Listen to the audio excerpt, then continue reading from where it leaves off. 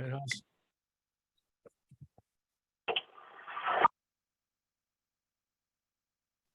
okay.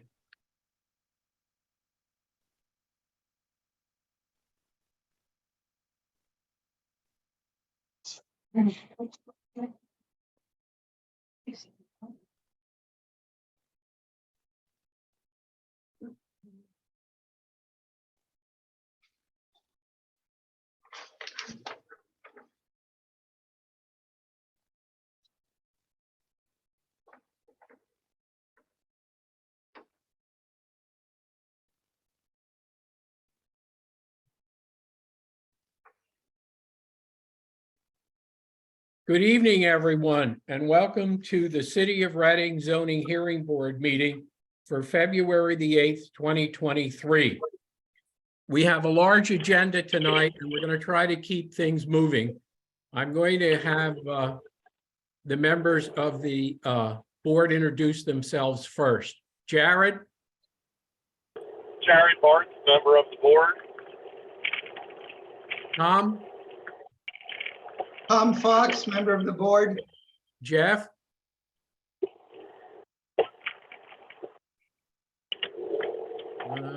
Jeff's off. All right. Bill? Bill Harst, member of the board. I'm Phil Rubina. Steve? Steve Price, solicitor to the board. Okay. And Tom N? Zoning administrator for the city of Reading. Okay, thank you. All right. We have 3 decisions to render from last month's meeting, and we will do those quickly. Appeal 2022-53, which is 22 Kenhurst Boulevard. Mr. Price. Is there a motion to approve the release requested by the applicant, subject to the conditions in the written decision? I make the motion. Is there a My second? second, There's a motion and a second. Any comments or questions regarding the motion? Hearing none, all in favor, say aye. Aye. Aye. All opposed? Ayes have it. Okay. 2022-54, 245 South Fifth Street. Mr. Price. Is there a motion to approve the relief for no more than 5 apartments, subject to the conditions set forth in the written decision? so moved. Second. The motion is second. Any questions or comments? Hearing none, all in favor, say aye. Aye. Aye. All opposed? Ayes have it. Now, Phil, that appeal number 56 was continued till March. Right. I don't have a written decision for that. Well, then that's fine. We'll hold that off. We need to check with zoning to see whether they have a valid parking agreement and so forth. So we'll hold that till March. Okay. All right.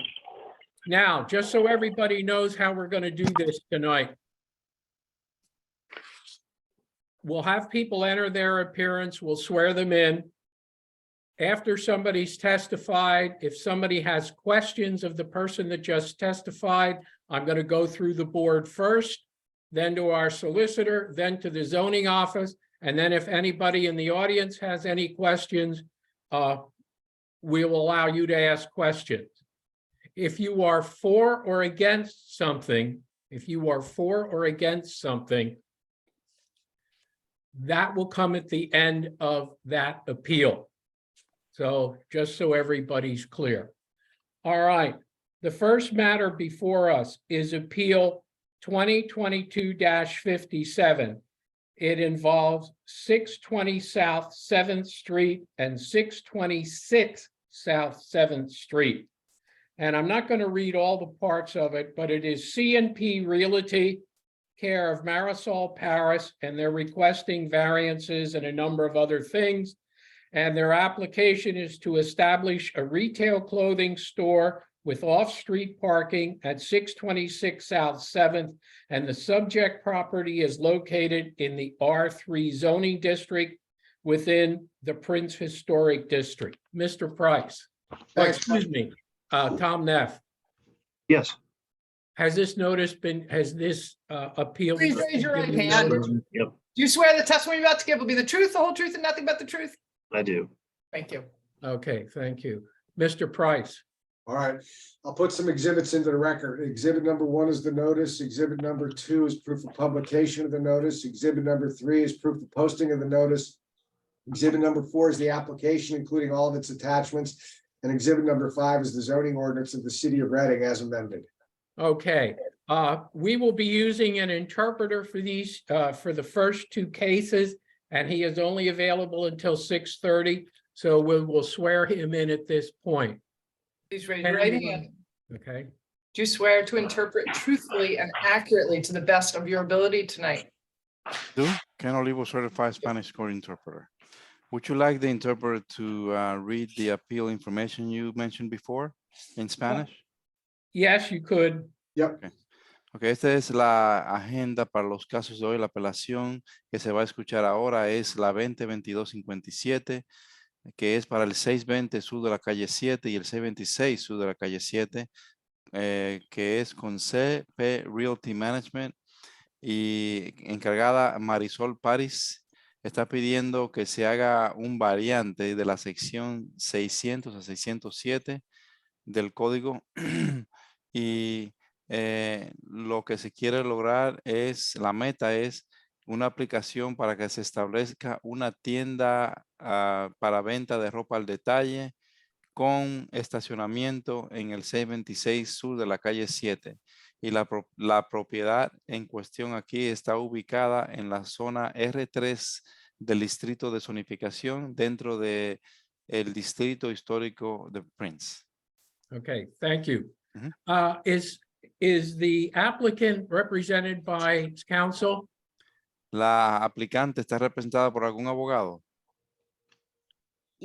I'm here. Sorry about that. I had some computer problems. Well, that's okay. We'll let you enter your appearance and then you can start.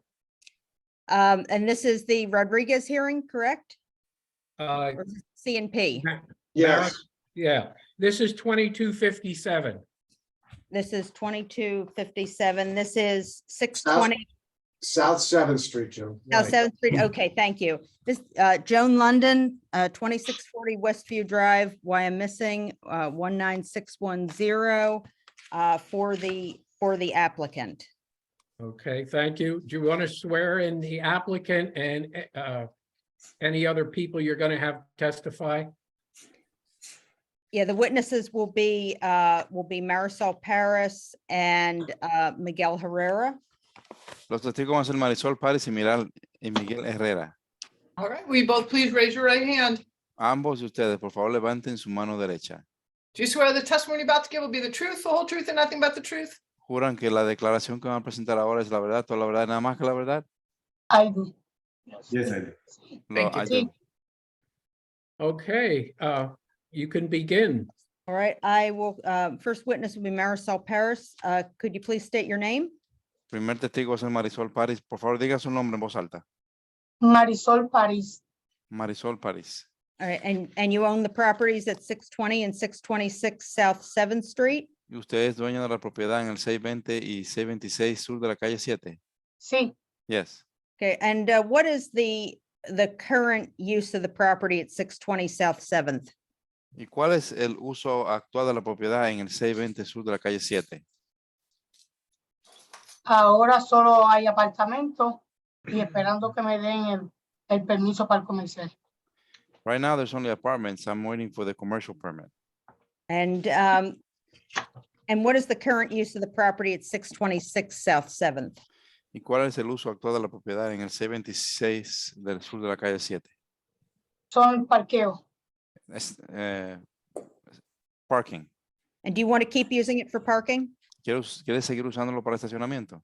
Sí, Yes. What would you like to do with the property at 620 South 7th Street? ¿Qué quiere hacer con la propiedad en el 620 sur de la calle 7? con una tienda pequeña, no es una tienda grande, para vender pantalones colombianos y mis accesorios. A small store is a small property to sell Colombian pants, new items and accessories. Has this property been in a commercial use in the past? Esta propiedad ha estado en uso comercial en el pasado. Sí, Yes. And I had have marked as applicant exhibit 1 a county parcel search record. It was provided to the solicitor and the zoning officer.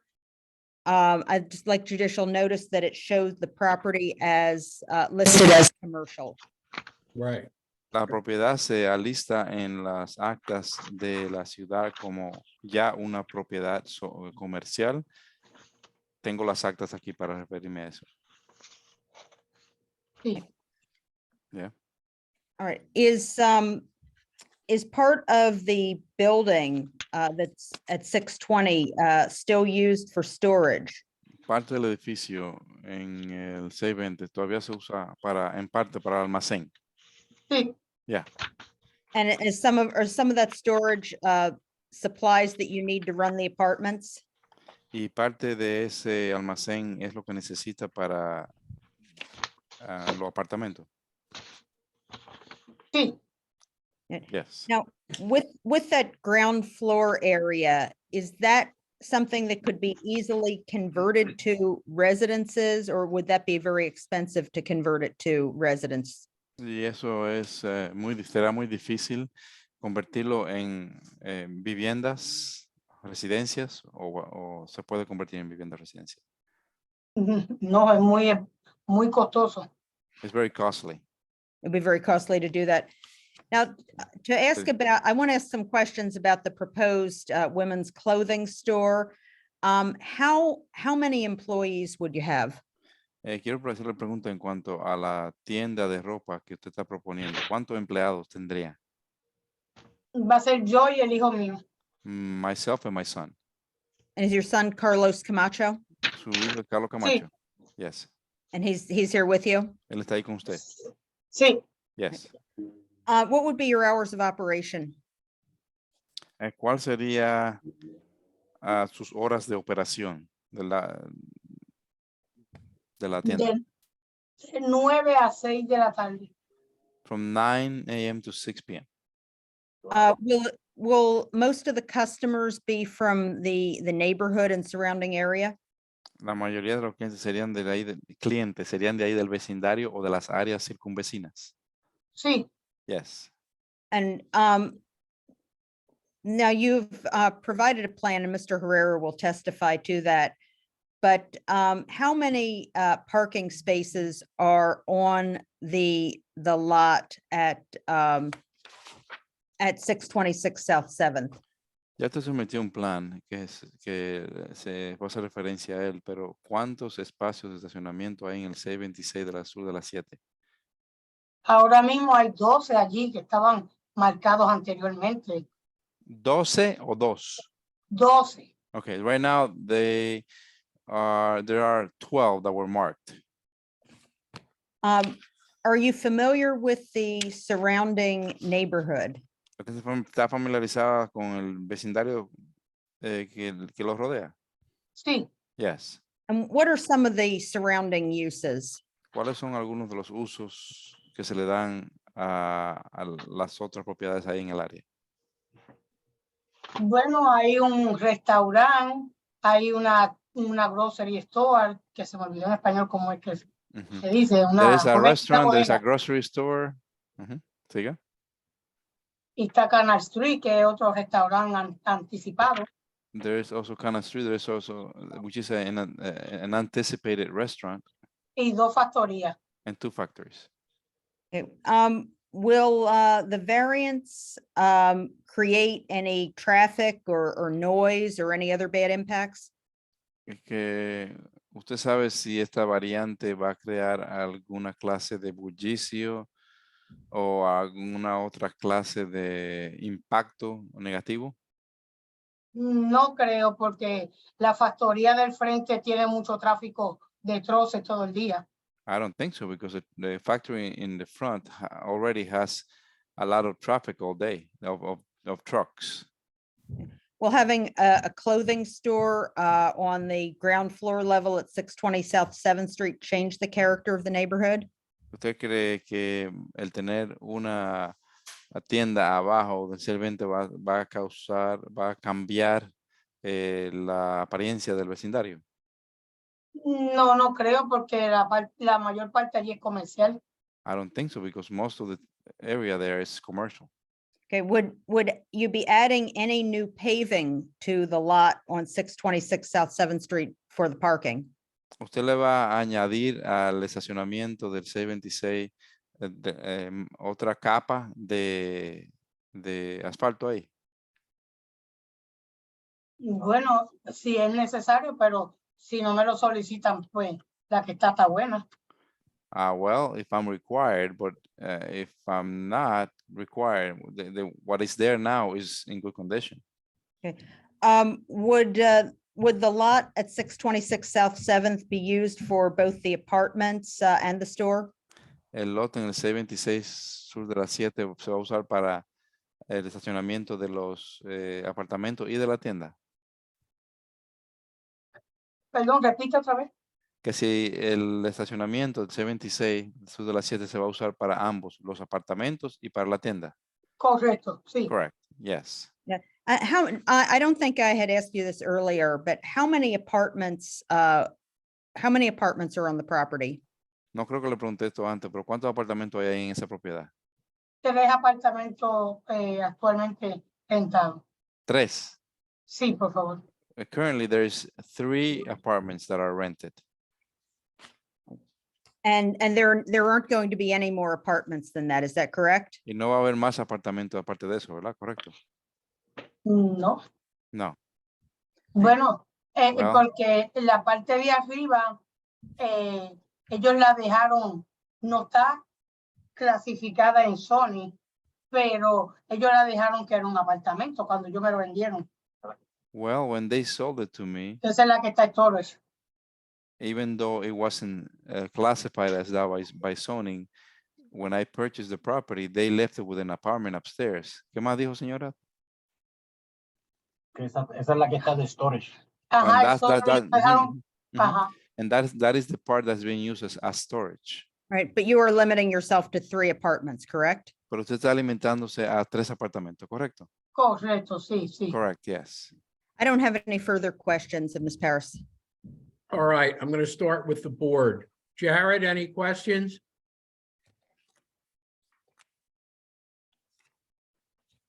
Tom Fox, any questions? I do not have any questions. Okay. Tom? Yes, in the apartment building, where are the 3 apartments located? Describe them. En el edificio de apartamentos, ¿dónde están ubicados los 3 apartamentos? Descríbalos. En el 620, en la parte del frente. 620 in the front.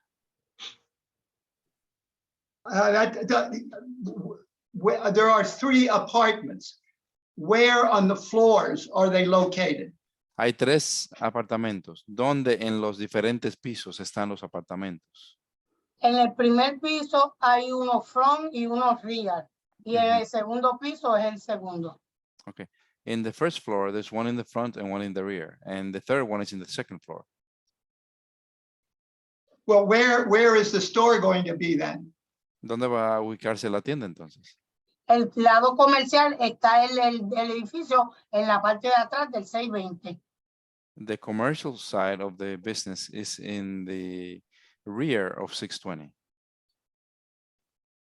So is there an apartment in the front of that then, on the first floor? Entonces va a haber un apartamento ahí en el primer piso, enfrente de eso. No, porque el edificio de comercial, que eso era actualizado anterior, eso está para el lado de los parqueos y los apartamentos están para el otro lado.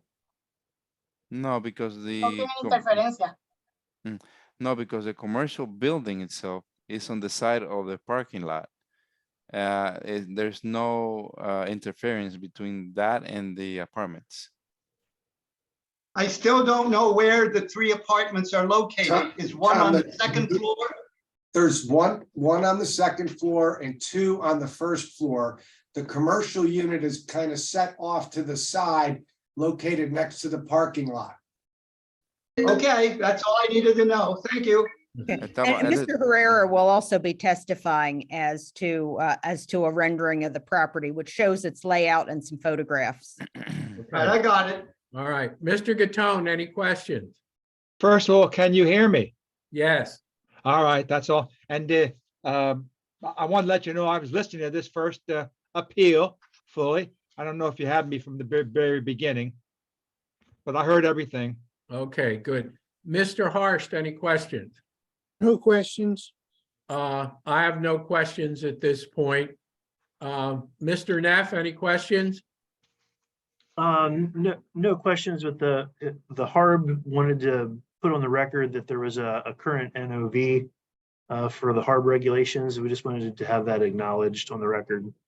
Okay, And they're in the process of resolving that NOV and will do so and agree to do so as a condition. Thank you. okay, all right, continue, please. For my next witness, I'll call Miguel Herrera. Mi próximo testigo llamo a Miguel Herrera. You've been sworn. Yes, Ya ha sido juramentado. Okay, Mr. Herrera, could you state your name and address? My name is Miguel Herrera. My address is 144 North 50th Street, Suite 301. And are you employed by Milan Consulting Group? That is correct. Ms. London, we can admit him as able to testify with respect to dimensional requirements and as a draftsman. Okay, thank you. Right, the zoning officer has shared a plan on the screen. We'll mark that as applicant exhibit 2. Is this a plan that you prepared for the properties at 620 and 626 South 7th Street? Yes, it is. Right. Looking at that, I'd like you to go to the second page. And does this show how the parking area and buildings are configured? Yes. And does it show where the apartment is and the store is in relation to the street and to the parking area? Yes, it does. And was Mr. Price's characterization correct? Yes, the area where the proposed women's clothes is on the, we are seeing an area that is shaded with gray. And on top of that, you will see that there are 2 labels. One says existing building, no work on this area. And on the left side, it says proposed fit out, scope of work. Right. Okay? So the women's boutique shop will operate on the left-hand side where it says proposed fit out, scope of work. Right. Now, was the what is proposed for the women's clothing store? Was that in the past a commercial use? As far as I understand, it was a commercial use, yes. Yeah. And if Mr. Neff, if you could scroll down slightly so that the photographs on that page can be shown to the board. Thank you. Can you tell us what is shown in these photographs? Yes, the first picture that is on the left-hand side, it shows the 2-story structure, and on the 2-story structure on the first floor is where the show is being proposed. The rest of the building on the right-hand side is where Mrs. Perez was saying that there are 3 existing apartments. Now, do these photographs also show the parking area? Oh yeah, it is depicting all the parking that is on the side. And does this parking area have at least 10 spaces? Yes, and there will be a reduction of 1 or 2 spaces to accommodate 1 handicap access. I'm sorry, can you repeat that? Yes, it has a minimum of 10 spaces. And actually, as Mrs. Perez was saying, there might be possibilities to park 12 cars. But since we have to allocate area for 1 handicap accessible space, we may lose 1 or 2 spaces for a proposed total of 10 spaces. And I'd like you to go to the next page of the plan, page 3. I think that's all I had for this. Okay, yeah, yes, Is yes, it? that's the Okay. page I want. I'm Yep, sorry. that's the page I want. Can you describe what is shown in these renderings? Okay, well, this is showing the existing conditions of the space. But we prepare one proposed page that shows the proposed layout. You don't have it?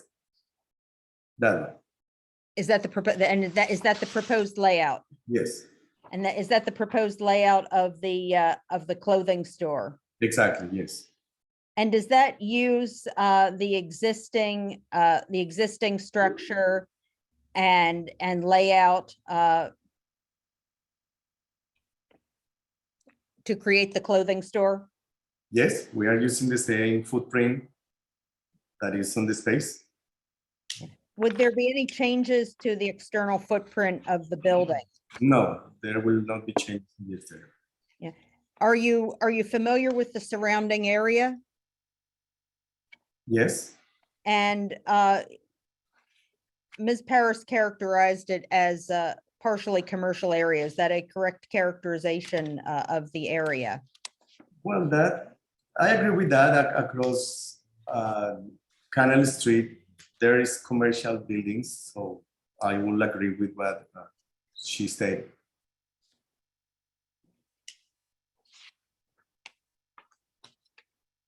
All right. I have no further questions for Mr. Herrera. Okay, starting with the board. Jared, any questions of Mr. Herrera? No, I do not. Okay, Mr. Gatone, any questions?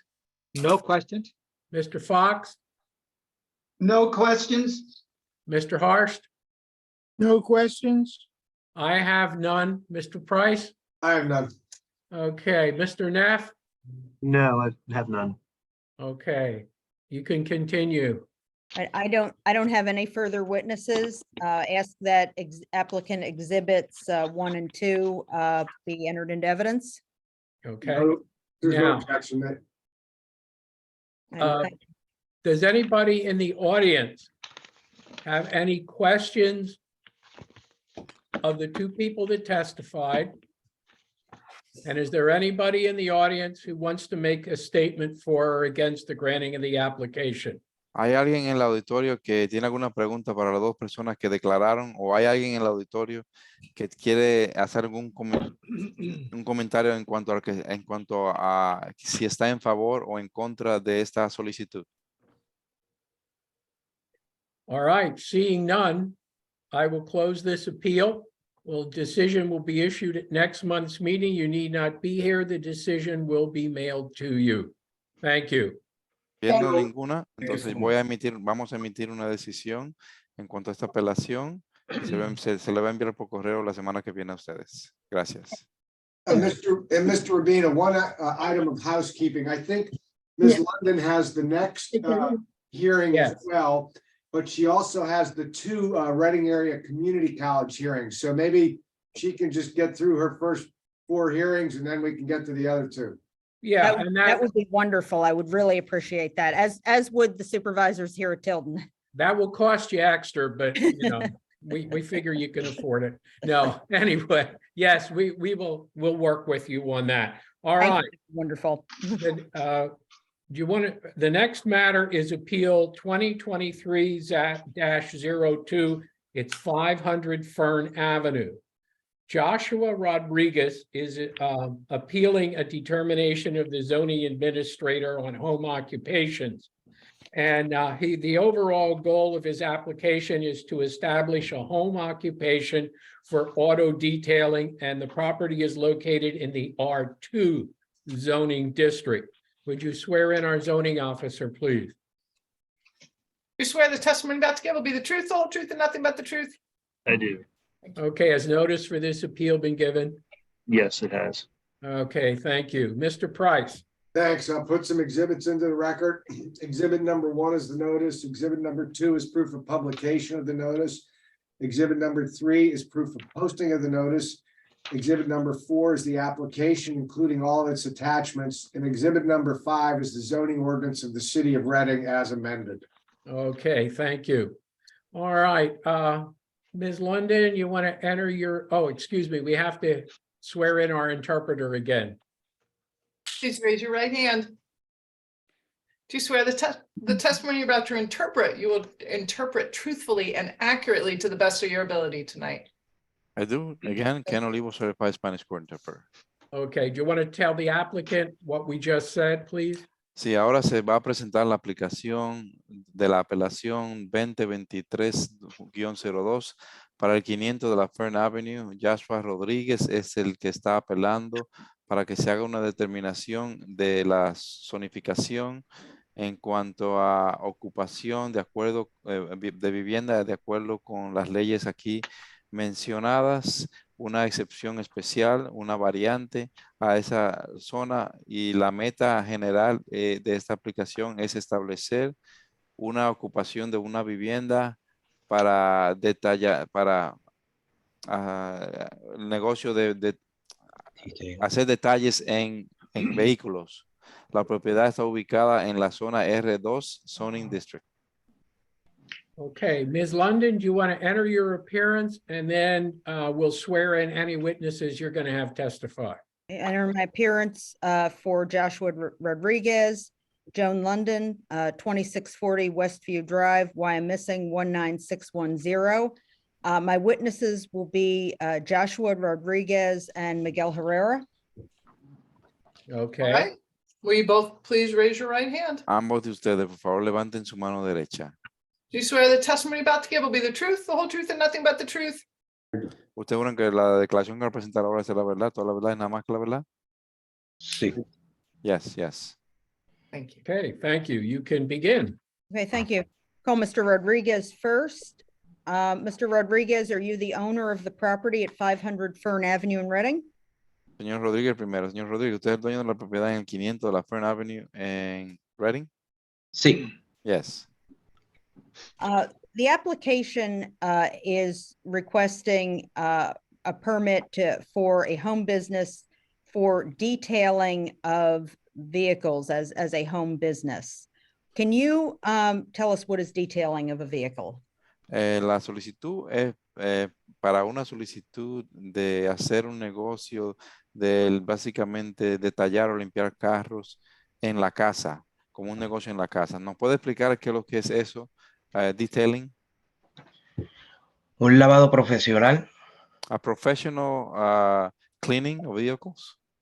donde se lleva a cabo, por ejemplo, un buen vacuum cleaner, una limpieza en el interior del vehículo y brillo al carro. Okay. This detailing includes detailed vacuum cleaning of the vehicle, good cleaning, and shining of the vehicle. Do you have any training or certifications in the detailing of vehicles? ¿Tiene algún entrenamiento o certificación en esta clase de detallado de limpieza de vehículos? Sí. Yes. Okay, and what did you do to get the certification? ¿Qué hizo para conseguir la certificación? Una compañía de detailing en Puerto Rico. At a detailing company in Puerto Rico. And when did you get that approximately? ¿Y cuándo consiguió eso aproximadamente? Septiembre del 2022. September of 2022. Okay, and in what part of your house would the detailing take place if the board granted this application? Si el comité aprueba esta aplicación, ¿en qué parte de su casa es que usted haría esta clase de limpieza detallada? En mi garaje. In my garage. Will all of the work take place in the garage? ¿Todo el trabajo se va a llevar a cabo en el garaje?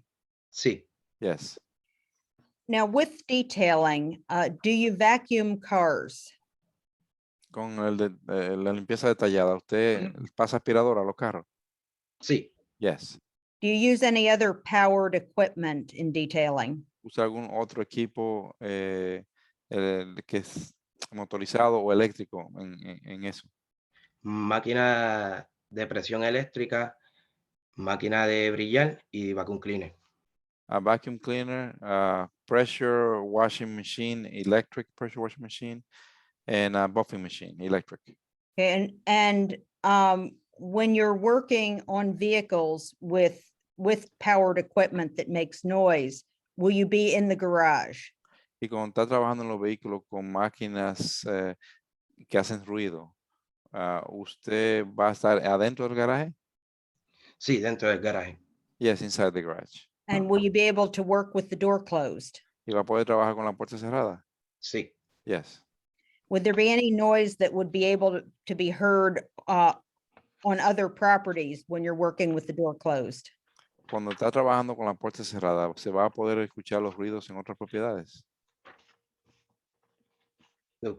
No. No. Now you had mentioned power washing. Is washing done inside or outside? Usted mencionó que iba a hacer limpieza con una máquina de agua a presión.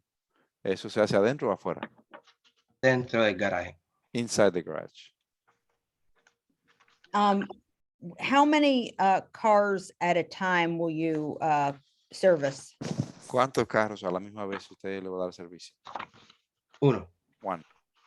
And about how many cars a month will you service? ¿Y más o menos cuántos carros al mes usted le daría servicio?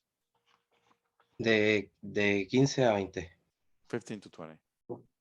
And will there be any drive-up service or will be by appointment only? ¿Y eso es por cita solamente o cualquiera que venga sin cita puede hacerlo? Por cita. By appointment. Will there be more than one vehicle at a time being serviced on the property? ¿Más de un vehículo a la vez que se le hará servicio en la propiedad? No. No. Will there be any vehicles parking on the street? ¿Habrá vehículos que se estacionarán en la calle? No. No. Will there be any deliveries by tractor trailer?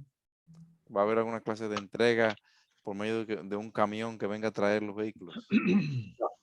No. Do you expect any deliveries for your business? ¿Usted espera que le traigan alguna clase de entrega? De entrega por correo de algún artículo para su vehículo? No. Perdón, para su negocio? No. No. Will you be offering any vehicle repair services? ¿Usted ofrecerá reparaciones de vehículos? No. No. Will you be offering any vehicle inspection services? ¿Ofrecerá inspecciones de vehículos? No. No. Will you be offering any painting or vehicle customizing services? ¿Qué hay de pintura a vehículo o trabajos especializados a vehículos? No. No. Will there be any dust, fumes, or odors as a result of this business? Como resultado de este negocio, ¿va a haber alguna clase de olores, alguna clase de humo? Or you said dust, fumes, and what? Y polvo. Odors, smells. Oh, yeah, I mentioned that. O polvo. No. No. Will you be using or storing any chemicals on this property that wouldn't be allowed for household use? ¿Va a almacenar o usar alguna química o producto en este negocio que no se le permitiría mantener a alguien en su casa? No. No. So will the polishes, coatings, cleaning solutions be brands that a car owner could go to a store or like AutoZone and buy off the shelf? Entonces, los productos para brillar y limpiar serían productos que un dueño de vehículos regular podría ir a una tienda de vehículos como AutoZone y comprarlos. Sí. Yes. Will you have any employees who don't live in your home? ¿Va a No. tener empleados que no viven en su casa? No. What will be your hours of operation? ¿Cuáles son las horas de laborales que tendrá? De 8:30 a 5. 8:30 to 5. And about how many, and are any of these, let me restate the question. Are any vehicles, are the vehicles that you're working on going to be the owner's personal vehicles? Y los vehículos con los que usted va a trabajar serán los vehículos personales de los dueños. Sí. Yes. I don't have any further questions for Mr. Rodriguez. Okay, Mr. Bars, any questions? I do not have any questions. Okay, Mr. Gatone? Yes, I'm just going to ask the attorney there on your addendum to the application on page 4. Mhm. Probably Mr. Herrera is going to handle this, but the plot plan you stated the plot plan will be replaced with a professionally drawn plan at or before the hearing. Now, I only have as a little pencil drawn thing and Right. nothing from, is there something that Mr. Herrera has tonight? Yes, the zoning He got it officer. this is putting afternoon. it up. Yeah, the it came zoning in late this afternoon. Right. So, Yes. okay, there there it it is. Yes. Good enough. Thank you. Okay. All right. Mr. Fox, No questions. Mr. Harsh? No questions. I have one quick one. How many days a week did he say he was going to operate? I missed that. ¿Cuántos días a la semana usted va a operar? De lunes a sábado. Monday through Saturday. Okay, thank you. Mr. Price? Yeah, one question. Since he's only gonna be doing one car at a time, he's only gonna be using half of his garage? Como va a ser un carro a la vez, solamente usa la mitad del garaje. Sí. Ajá, yes. Okay, and will he go and pick up the cars and then ferry them back to the owners, leaving his vehicle there? Or will the owners bring them to the building, to his Los, shop? los dueños de los carros lo van a traer ahí al garaje suyo o usted vaya a buscar los vehículos, dejando el vehículo aquí. Ellos los vienen a traer. They're coming to get it, the vehicles. Okay, thank you. I'm sorry. They're coming to bring the vehicles. Thank you. Okay, Mr. Neff? No questions. All right, continue, Ms. London. Right, I'll call Miguel Herrera. Mr. Chairman, before we continue, Attorney, would you just forgive me for a moment before we leave? Mr. Rodriguez, I do have one question for him, and then we can move on. I went by the property, which I'm allowed to do prior to the hearing, and I noticed on the side of the building, there are 3 electric meters. I'd like to know, one of them probably are there apartment houses in that building? And if so, how many? How many tenants? That kind of thing in his house. Como se me permite, legalmente hacer, yo fui por ahí por la propiedad y vi que hay 3 contadores en el lado del edificio en su casa. ¿Y ahí hay otros apartamentos en su casa? Sí. Yes. How many apartments? ¿Cuántos apartamentos? Son 2 y el otro contador es del garaje. There's 2 and the other meter is for the garage. Yes. Does Okay, he live so- in one of the apartments? ¿Usted vive en uno de los apartamentos? Sí, en uno Yes. vivo. I live in one of them. Okay, and then I guess the next question, Mr. Chairman, is there anybody in the audience who has any Right. questions for the applicant? Yeah, we were. Anybody in the audience have any questions of the applicant? ¿Alguien en el auditorio tiene alguna pregunta para el solicitante? All right. Yes, this is Wayne Beeler, the Chairman of the Planning Commission. Yes, hi, Wayne. Hi, thank you. I just have a question as to how the water and the if the garage contains a water and detergent separation system before the water is drained to the sanitary sewer system. Ok, solamente quiero saber si el garaje tiene un sistema que divide el agua y los detergentes antes que el agua termine desaguándose o termine en el alcantarillado. Tiene ¿Perdón? un drenaje. ¿Perdón?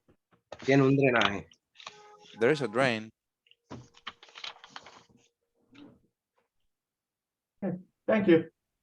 Would- Okay. Let me follow up with that. Mr. Rodriguez, would you agree that if you are going to be washing with soap to get a soap water separator? To drain, correct? Yes. Okay. Señor Rodríguez, ¿usted estaría de acuerdo que si va a estar lavando con jabón y agua, usted conseguiría un sistema de separación, instalaría un sistema de separación de agua y detergentes? Sí. Yes? Okay. All right. Anybody else, any questions?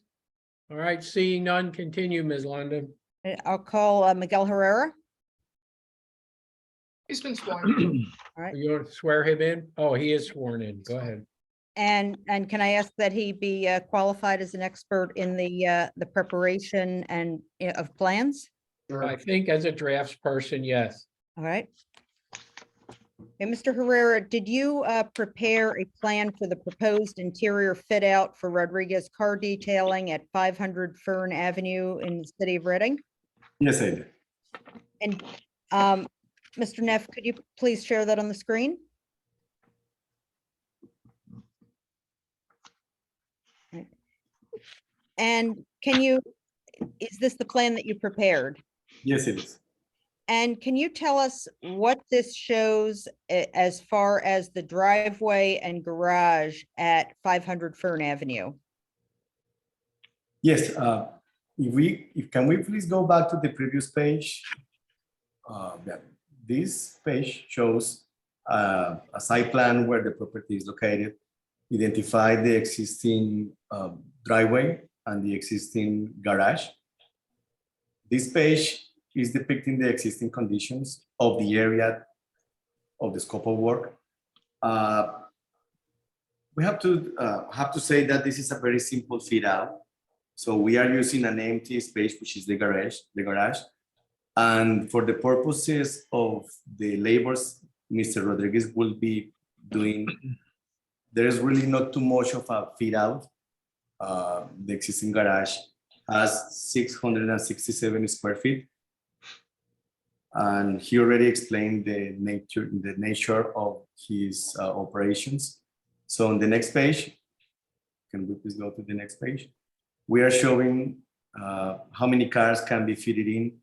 He will have some working tables to hold his elements to perform the duties on the cars. There are plenty of lights, there are plenty of outlets. What else can I say?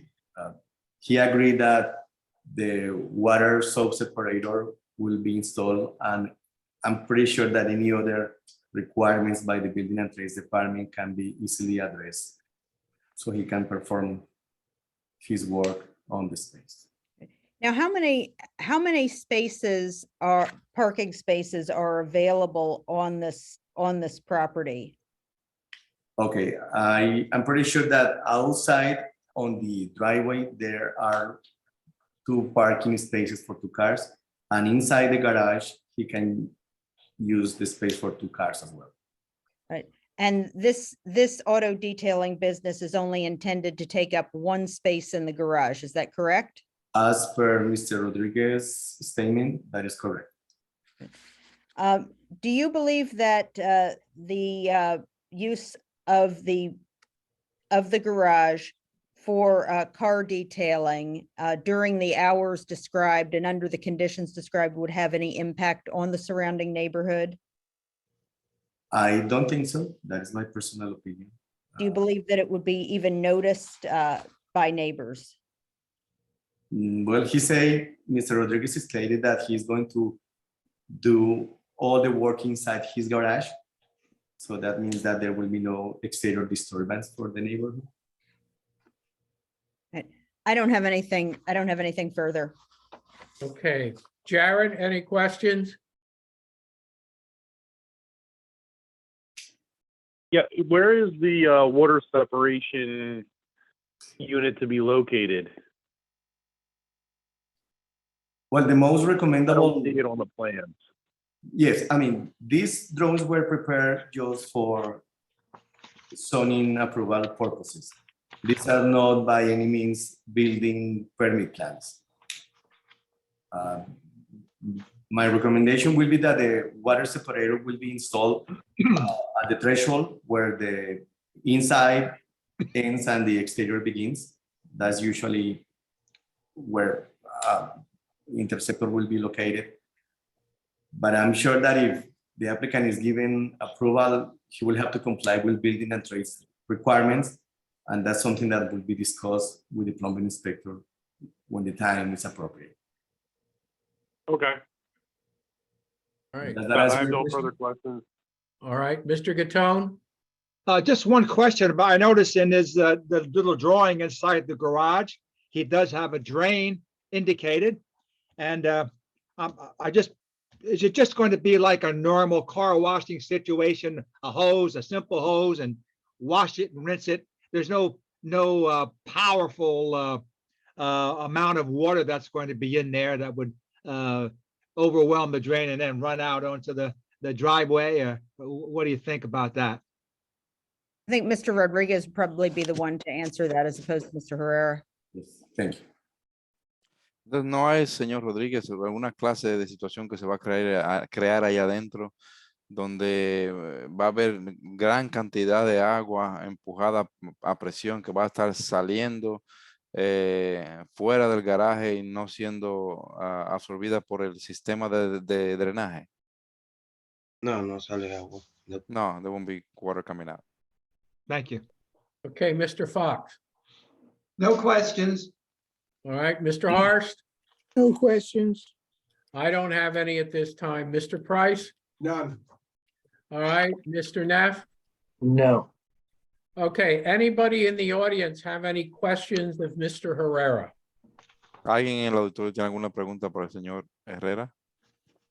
All right, seeing none. Anybody in the audience want to testify for or against granting this application? No, Yes, I do. No viendo ninguna Okay, no viendo Ajá. ninguna respuesta. ¿Alguien en el auditorio quiere testificar a favor o en contra de esa solicitud? Sí, yo tengo algo que decir, dice la señora.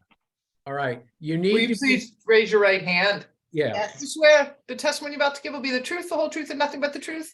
yes, I do. Thank okay. you. You want to give Please. us your name and address, please? Yes. First, I want to thank you for the opportunity to speak tonight. My name is Tracy Gardner, TracyGardner.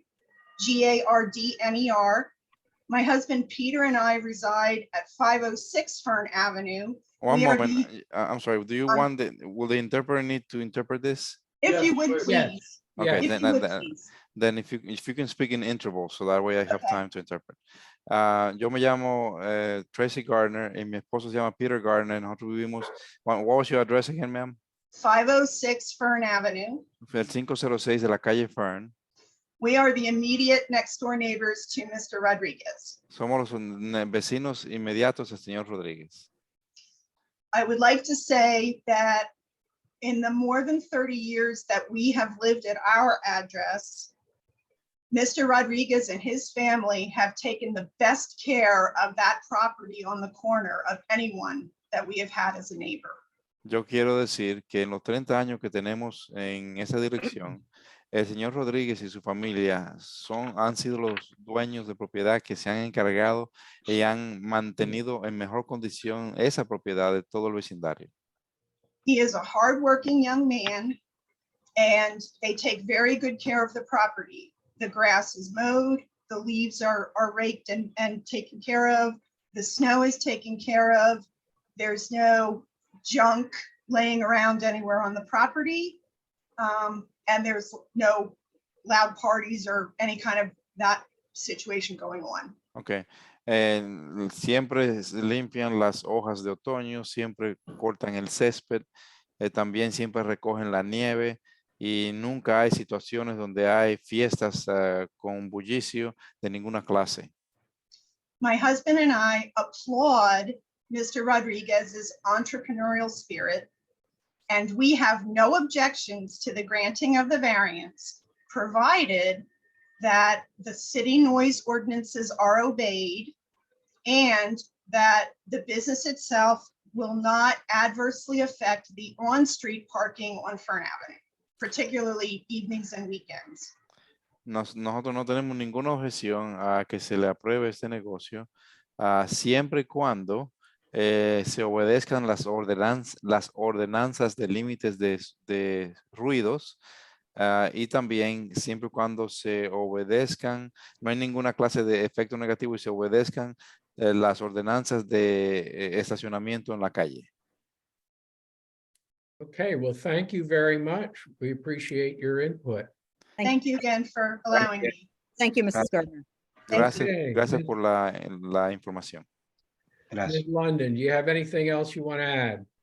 The only thing I'd like to add is just, I'd like the board to take notice of a case from last year, appeal of Kelvin Sanchez, 35 North Carroll Street, number 2022-41, a property in a residential district where the board found the use not to be overly intense for a residential area and subject to conditions not detrimental to adjacent residential uses.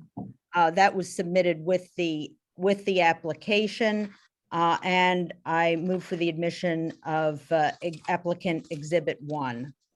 Okay, Submitted. Thank hearing nothing else, we're going to close this appeal. A decision will be issued at next month's meeting. You need not be here. And we appreciate everybody's participation. And again, thanks to all of you. Gracias por la participación. Vamos a cerrar las audiencias en esta apelación. Se emitirá una decisión en la reunión del siguiente mes. No tiene que estar presente si no desea. Okay, thank you. Okay, gracias. At this time, we're going to change the agenda a little bit. We're going to go to two appeals that involve Reading Area Community College. And the first appeal will be 2022-55, which is 201 South Front Street. And the Reading Area Community College is requesting variances and special exceptions to expand an existing parking lot from 57 spaces to 274 spaces. And that property is located in an MC zoning district within the institutional overlay. So, would you swear in Mr. Neff? Can the interpreter be excused? Yes, Okay, thank you very much. thank you, sir. All right, Mr. Neff, please raise your right hand. Do you swear the testimony about to give will be the truth, the whole truth, and nothing but the truth? I do. Thank you. Has notice for this appeal been given? Yes, it has. Thank you. Mr. Price. Yeah, just let me ask Ms. London. Ms. London, you're gonna have the same witnesses for both appeals, correct? I will have Mr. Deerstein for both appeals. For this appeal, it will be Mr. Deerstein, Pete Eisenbrown, and Dave Coyne. And for the White's Hall appeal, it will be Mr. Deerstein and Bob Reed. So it's not, we have one witness in common. Oh, okay. Yeah, let's just swear him in for All right. each hearing. Yeah. Yeah, all right, so let's swear your witnesses in for this, and I'll put the exhibits in. Exhibit number 1 is the notice, exhibit number 2 is proof of publication of the notice, exhibit number 3 is proof of posting of the notice, exhibit number 4 is the application, including all of its attachments, and exhibit number 5 is the zoning ordinance of the city of Reading. Okay, and Ms. London, do you want to enter your appearance and then we'll swear in the 3 people you're going to have testify? Joan, middle initial E, London, London, with Kozloff Stout, 2640 Westview Drive, Wyomissing. Kozloff Stout is solicitor for Reading Area Community College. We'll have 3 witnesses, Ken Deerstein, Pete Eisenbrown, and Dave Coyne. So we can take judicial notice of the fact, because of all the other RAC cases that we've had over the last year and a half, that RAC owns the property, that it's intended for a school use and faculty use, and you can take it from there. All right, thank you. Okay. All right, All Yeah. 3 gentlemen, please raise your right hand. Do you swear the testimony you're about to give will be the truth, the whole truth, and nothing but the truth? Yes. Thank you. okay. Okay. All right, you can proceed. I'll call Ken Deerstein first. Mr. Deerstein, what is your position with RAC? I'm Senior Vice President of Financial and Administrative Services and College Treasurer. And this hearing is regarding an approximately 5.72 acre lot. Sorry, can you start over? You broke up there for a second. Start it. All right. Did you get Mr. Deerstein's job title? Yes, thank you. All right. This hearing is regarding an approximately 5.72 acre lot on South 2nd Street. Has RAC been using this lot since its acquisition in 2010? Yes, so it currently is used occasionally for overflow parking. There is a standing warehouse remaining that we use for excess furniture and things such as that. And over the last couple of years, we have allowed Helping Harvest to run a food giveaway operation once a month. Is there a need for additional parking area for RAC? Yes. Can you describe that need to the zoning hearing board?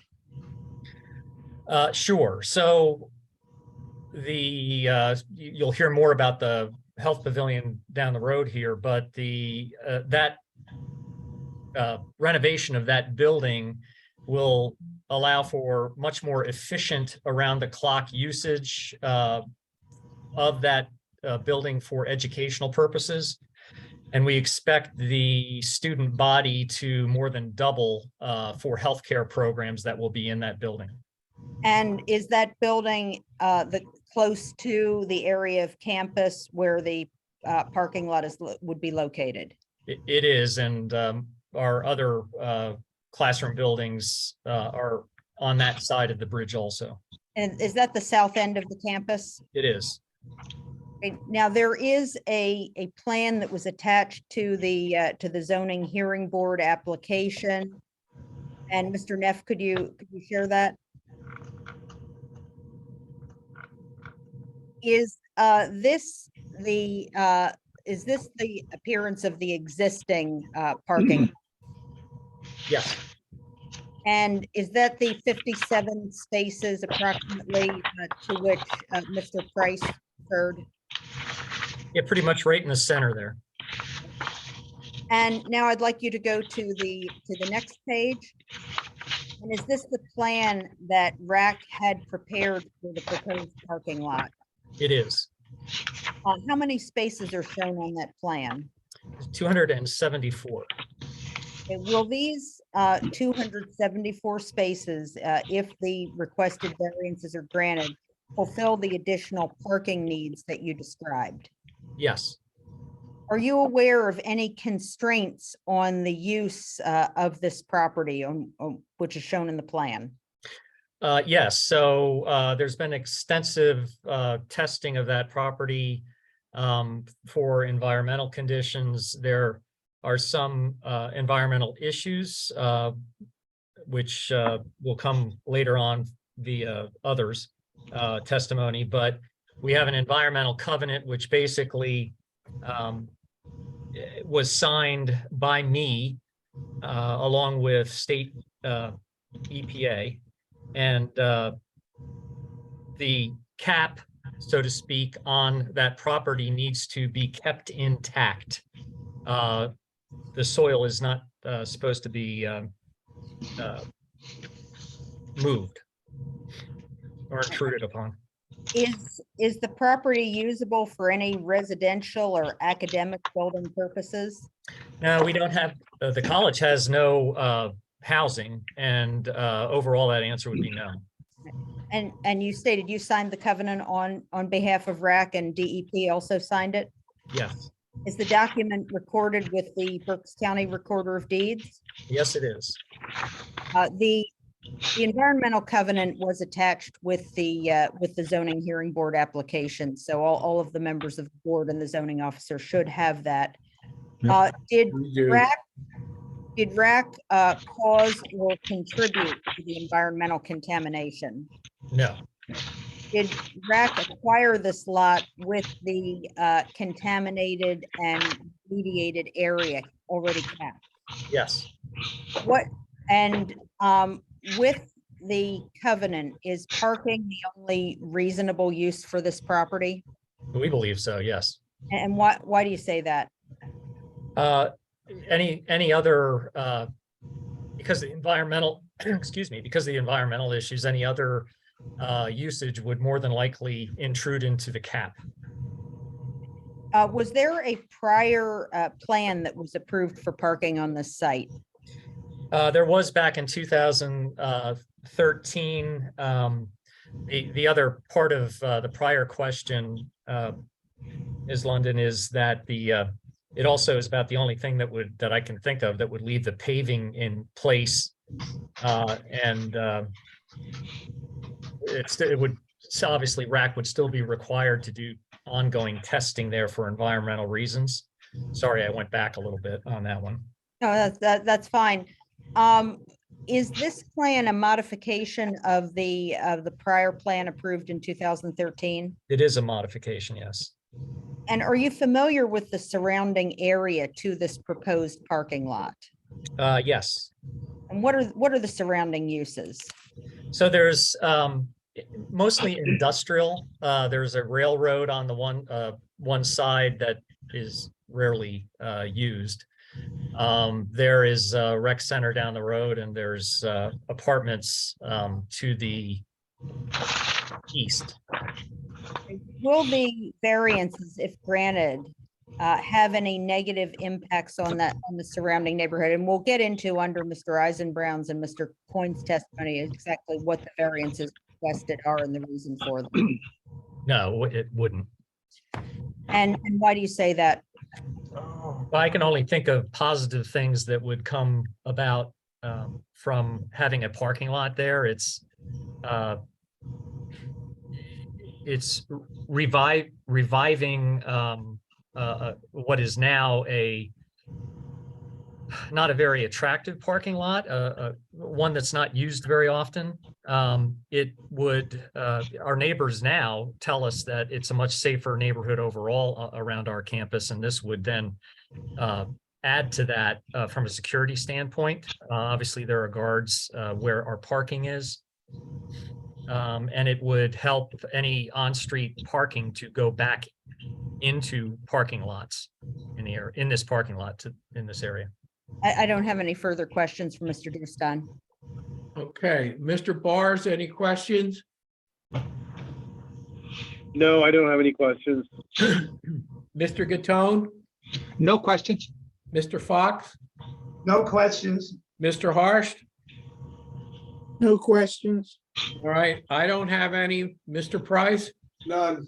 Mr. Neff, Yeah. anybody in the audience?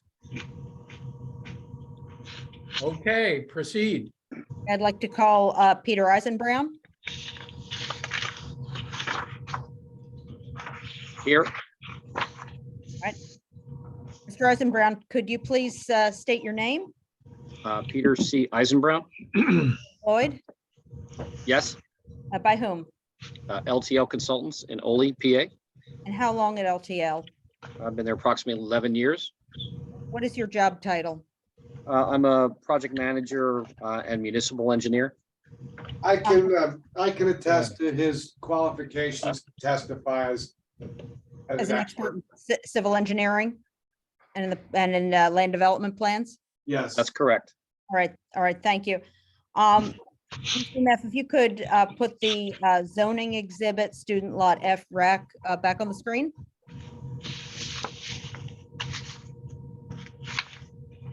Did LTL prepare this plan? Yes, Did you assist in the preparation of this plan? yes. If you could go back to the first page. And can you verify that this is existing conditions with approximately 57 parking spaces? Yes, And there is a warehouse building on the site? yes, And now there appear to be along South Second Street, it appears that there are trees there. Is that correct? yes, And those are existing trees? yes. If you look in the upper left-hand corner on the aerial imagery, you'll notice those trees are also present there. And is there also some unpaved area on these existing conditions plan? Yes, there's a small, if you go back to the aerial exhibit in that upper left corner, there's a small area that was in front of the former building that has been since torn down. A small grass area remains also today. And now, please go to the second page. Is that the proposed parking plan? Yes, And is that, can you confirm that that is the 274 spaces? yes. And what changes would be made from existing conditions to what is proposed? The small grass area in front of the building, the former building would be removed. And we would be removing the existing asphalt, do very minor grading with stone as necessary to provide positive drainage, and cover over the existing concrete slab and basically have a fresh asphalt layer and then stripe the parking lot as indicated on that plan. And would the fresh asphalt layer add to the paved cap that Mr. Deerstein discussed in his testimony? Yes, it would refreshen that. It's been in place for a while, so it would rejuvenate that, being new materials by default, and then also improve it slightly in the small area where we're changing from grass to asphalt. Now, speaking of the change from grass to asphalt, will the current stormwater system that you described be sufficient to handle that additional impervious area?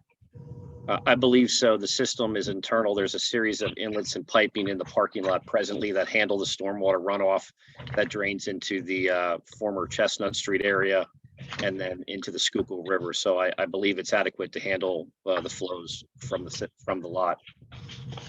Yeah, now, looking at the plan, does this show the flow of traffic? Yes, Okay, does it show, and is that the arrows that you see in the aisles? yes, Does it show ingress and egress? yes. If you look on the lower right corner there of the parking lot as you view the plan, you'll notice we tried to create a one-way in and a one-way out with the single arrows, and then internal to the parking lot, there would be two-way traffic as indicated by those arrows. And is there any landscaping that is shown on this plan? Other than the existing trees that may be cut off on the screen view that I have right now, no. Okay, are you familiar with an environmental covenant for the lot with the Pennsylvania Department of Environmental Protection? Generally speaking, yes. Is there language in that environmental covenant which restricts the development of this lot? Yes, And does that restrict the ability to interfere with paved area?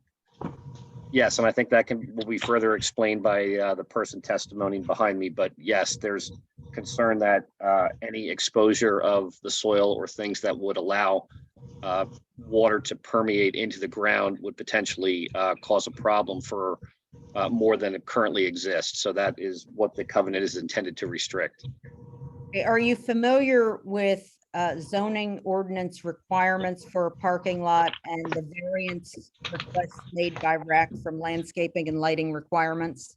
Yes, Okay, do you believe that RAC would be able to meet the zoning ordinance requirements for landscaped islands and plantings and light posts and still be in compliance with the environmental covenant? no. And why not? All those things that you just mentioned would involve excavation of the soil on at least a temporary basis. And obviously with the landscaping, those features would allow water to permeate back in the ground with typical landscape islands and allow, again, water to infiltrate, which is not what the cap is intended to do via the environmental covenant. Is there some lighting in that parking lot right now? In that area? Yes, there are two, I believe two, maybe potentially three existing light standards. They are a bit dated. Okay, would there be able to be lighting installed that would not penetrate the cap, even if it doesn't completely comport with ordinance requirements? Yes, it's not designed at this point, but the understanding is that those lights could be upgraded with new heads put on the lights, perhaps some new wiring pulled through the conduit that exists. There's also a possibility to add some wall pack lighting to the existing warehouse. It's around, I think it's maybe 20 feet tall, the building, that would allow some light to also flood over. And obviously the wall pack lighting would not require any excavation within the parking lot. Will the variance from landscaping and lighting requirements, if granted, have any negative impacts on stormwater control? Not in my opinion. Aesthetically, will there be any negative impacts? No, I think the view from Second Street will be the same. It'll perhaps look a little nicer with the fresher asphalt, in my opinion. In terms of safety, will there be any impacts if the variances are granted? Not in my opinion. Is the variance the variances requested to not require planting, light posts, and landscaping, the minimum variances necessary for relief? Yes. Okay, will there be any impact on safety by the grant of the variances? Not in my opinion. Are the opinions you've offered this evening rendered with a reasonable degree of professional certainty? Yes. Yeah, I don't have any further questions for Mr. Eisenbrown. Okay, Mr. Bars, any question? No. All right, Mr. Gattone? No questions? All right, Mr. Fox? No questions. Mr. Harst? No questions. I just got, not really questions, but kind of rhetorical comments. Have you given any thought to using large concrete planters with grasses in them, which obviously wouldn't penetrate, the soil covenant? And have you thought about perhaps using solar lighting so that you don't even have to bother with that wiring, and you could maybe use the existing stands as they are? I guess it's something I'm throwing out for you to consider. I don't know I necessarily need an answer, but that is what it is. Okay, Mr. Price. I have no question. Mr. Neff. No questions. Okay, anybody in the audience have any questions? All right, seeing none, go ahead, Ms. London. Okay, my next witness is Dave Coyne. Hello? Okay, Mr. Coyne, can you state your full name, please? Sure, my name is David S. Coyne. Are you employed? Yes, I am. By whom? Liberty Environmental Incorporated. And what is your job title at Liberty? I'm the principal co-owner of the firm, and I am the principal in charge of the environmental due diligence practice area within the firm. How long have you been in that position? Since our founding here in Reading in 2004, so that would be 18 years. Ms. London, you can do an offer of proof for Mr. Coyne if he's just going to confirm what the other two witnesses said about the DEP covenant. Well, I just like to, okay, I'd just like to ask a couple of questions about it. I'd like to first of all ask that Mr. Coyne be qualified as an expert in the field of environmental science. Sure. All right, thank you. Okay, and what I was going to ask Mr. Coyne is with respect to the environmental covenant. whether the planting of landscaping or landscaped islands or parking lot lighting would violate the environmental covenant, and if so, how? That's correct. Yes, it would be in violation of the environmental covenant that has been established on that property as a result of the 2004 Act 2 cleanup that was approved by the Pennsylvania DEP. The covenant stipulates that a cap must be maintained on the property and that no disturbance of the cap or introduction of new infiltration pathways or soil disturbance could be allowed under that environmental covenant, which remains protective of the environmental cleanup at the site. Right, now I'll just turn to one area of the environmental covenant, and that was attached as an exhibit. The activity and use limitations. You have that in front of you? Yes, I do. Paragraph 5. And can you describe the specific limitations, especially bullet point 1, maintenance of cap area, that are placed on the property? Sure, yeah, the bullet point 1 in the activity and use limitations requires the maintenance of a cap area to prevent direct exposure of contaminants below grade.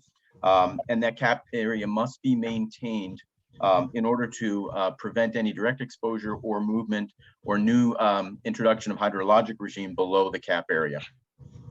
Is the parking lot use, as described and as shown in the plan, an appropriate use of Act 2 remediated property where a paved cap must be maintained? Yes, it is. Is it in fact one of the sole uses that would be appropriate? Yes, it is. And is this environmental covenant applicable to the entire parking lot F area? Yes, it is. I don't have any further questions. Okay. Mr. Barrs, questions? No, I do not have any questions. Okay. Mr. Gattone, No questions? Mr. Fox, No questions. Mr. Harsh? No questions. I have none. Mr. Price, Done. Mr. Neff? No. Okay, thank you. All right, Ms. London. All right. I ask that the exhibits be entered into evidence. That's Okay. a what? A, I did forget one thing. Does anybody in the audience have any questions of the last person who testified?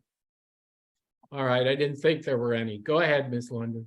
I believe that the only exhibit, the 2 exhibits were already attached to the application, and that is the.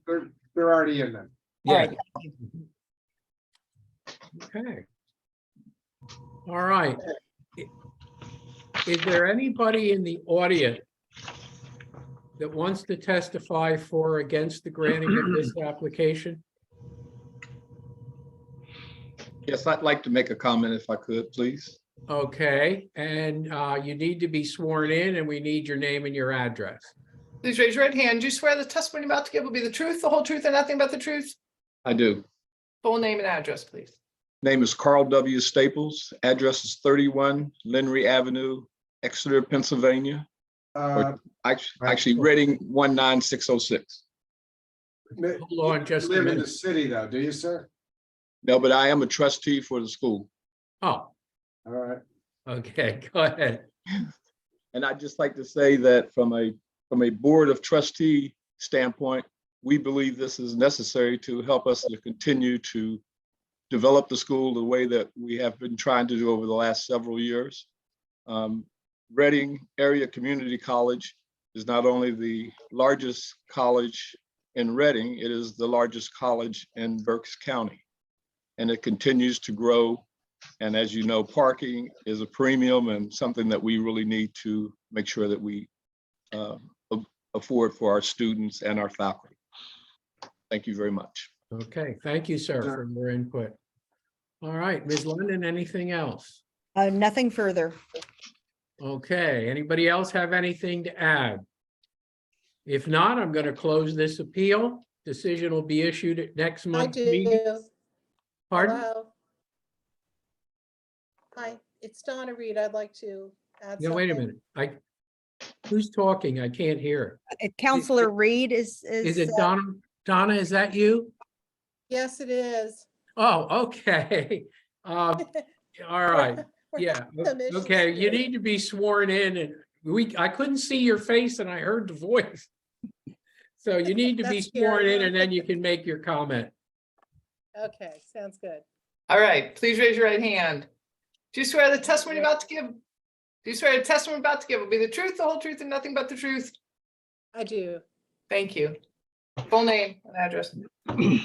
My name is Donna Reed, and my address is 1525 Argonne, that's Argonne Road, Reading, 19601. Okay, go ahead. And I would just like to say I'm in full support of Reading Area Community College's expansion plans here for regarding the parking. We know the importance of the college and we appreciate their expansion plans and their service to our citizens and their service to our workforce, our growing workforce.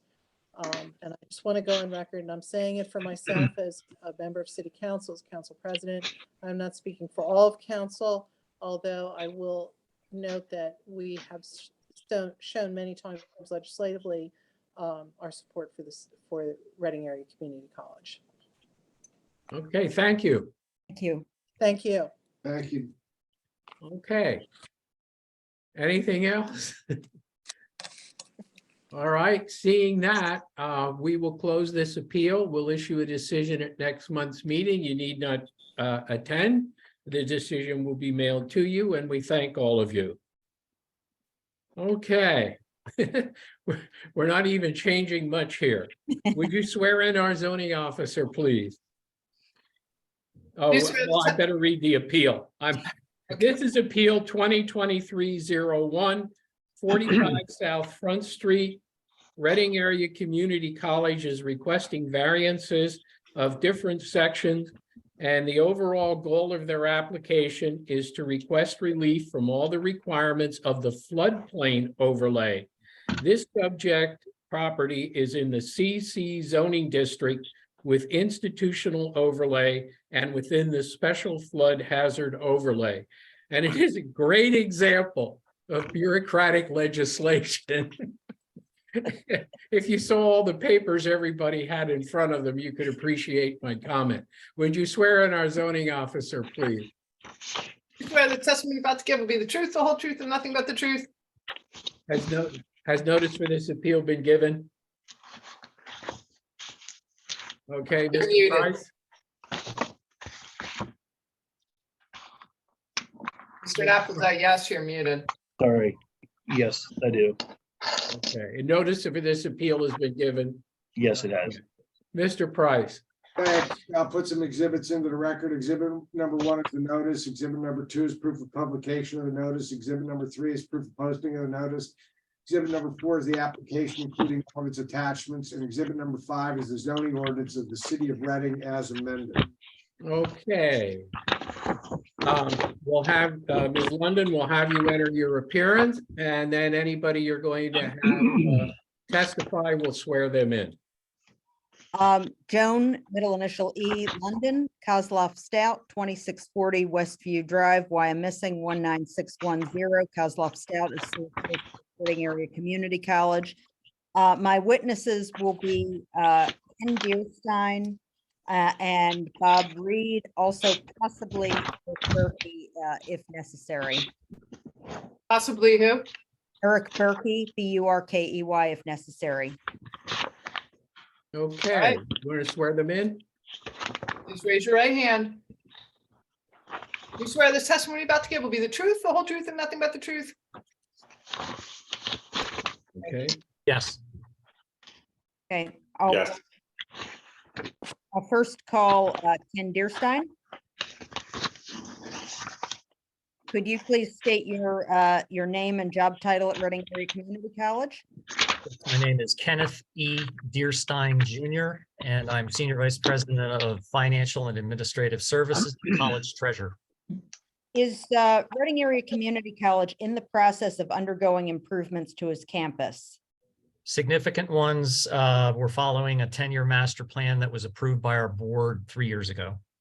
And is one of those proposed improvements to building on the campus known as White's Hall? Yes, it is. Can you describe White's Hall? White's Hall is a 4-story building, ground floor, and 4 stories above it, located at 42 South Front. When did RAC purchase the building? It was purchased in 1989 for classroom and administrative space and was recently renamed for our past president, Dr. Anna Weitz. And the deed is attached to the zoning application showing that RAC acquired the property on June 8th, 1989 from the Berks County Industrial Development Authority. Did RAC make any changes to the exterior property or change the building's footprint in any way since acquiring it in 1989? The only thing I am aware of is recaulking and new windows were installed on the 1st, 2nd, 3rd, and 4th floors. Otherwise, have there been any changes to the exterior? No, How is White's Hall currently used? it's an academic building. What is the purpose for the renovation proposed? That's the reason for this application. Yeah, so the intention is to move, consolidate really all of our non-credit and credit healthcare programs into one building. It will be for clinical training, particularly in sim training, lab space for expansions of RAC's current programs and ability to grow, continue to grow, I should say, other programs that Tower Health and other healthcare related organizations have demand for. Since the COVID-19 pandemic, everybody knows here how much of a demand there is. We have waiting lists. We cannot have anywhere near our nursing program is 700 on the waiting list, and we each year have 72 students. Again, we'll more than double, be able to double the program, that program and the other healthcare programs. And some of those are like phlebotomy, non-credit phlebotomy, and CNA, as well as credit programs in nursing, med lab tech, histotech, and others, respiratory care. Now, we have our architect, Bob Reed, to testify to the specifics of the plan and about the floodplain variance that we're requesting. But can you tell us generally how much of the project impacts the exterior of the building? There's not much of an impact to the exterior at all. Is most of the project interior renovation? It's interior renovation, not expansion. Is there any area of this building in which students or anyone else will reside? You mean live? Yes. No. Right. Have you become aware during the past several months of the White's Hall building being located in a FEMA mapped flood zone known as the Zone AE without floodway subdistrict? Yes, I have. Are you aware of any past flooding events where water has come up as far as White's Hall? Yes. And how many, during your tenure at RAC, approximately how many times has this happened? It happened once. It did not get into White's Hall. It just came up onto the sidewalk. Was there, to the best of your knowledge, any severe property damage or any property damage to the building? None. Okay, what was the most serious problem you recall as a result of any flooding? Yeah, I've been there for 9.5 years. Before I arrived, there was a flooding event that came up and into the elevator which is on the ground floor, obviously, and I think it ruins some furniture too. So that's the, and some mechanicals, I should say, too. Was the building able to get back in operation quickly? Pretty quickly, yeah. And have you discussed with RAC's project architects the presence of the building in flood zone AE? Yes. And were features incorporated into the design to compensate for any chance of floodwaters? Yeah, we think we were proactive in having it designed that way. So the biggest one I can think of is the main electrical gear will be moved up to the first floor. Our first floor, remember, we have a ground floor, so it's going to be moved several feet off the ground. There are design of exterior walls. It's not drywall, it's cement block. Furniture is movable, and as you know, we normally always anymore know of flood events that are occurring and would be moving that furniture to higher ground. Okay, will the building be used for production or storage of any hazardous materials, chemicals, or radioactive materials? No. Is it a building, since it's a building where there will be medical simulations, then that may involve cleaning and sanitizing, will there ever be more than 550 gallons of any chemical or disinfectant solution on the premises? Not even close. RAC has received from the city a requirement that the construction comply with floodplain requirements, either wet proofing or dry proofing the building, and or moving all of the functions of the building above the base flood. I'm sorry. You're breaking up. You're gonna have to. Okay, let me get in closer and I'll start again.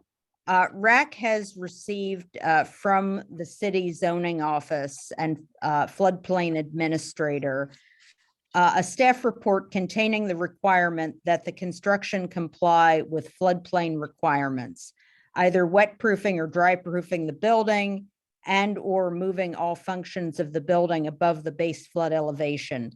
Will that present an undue hardship to RAC? Yes.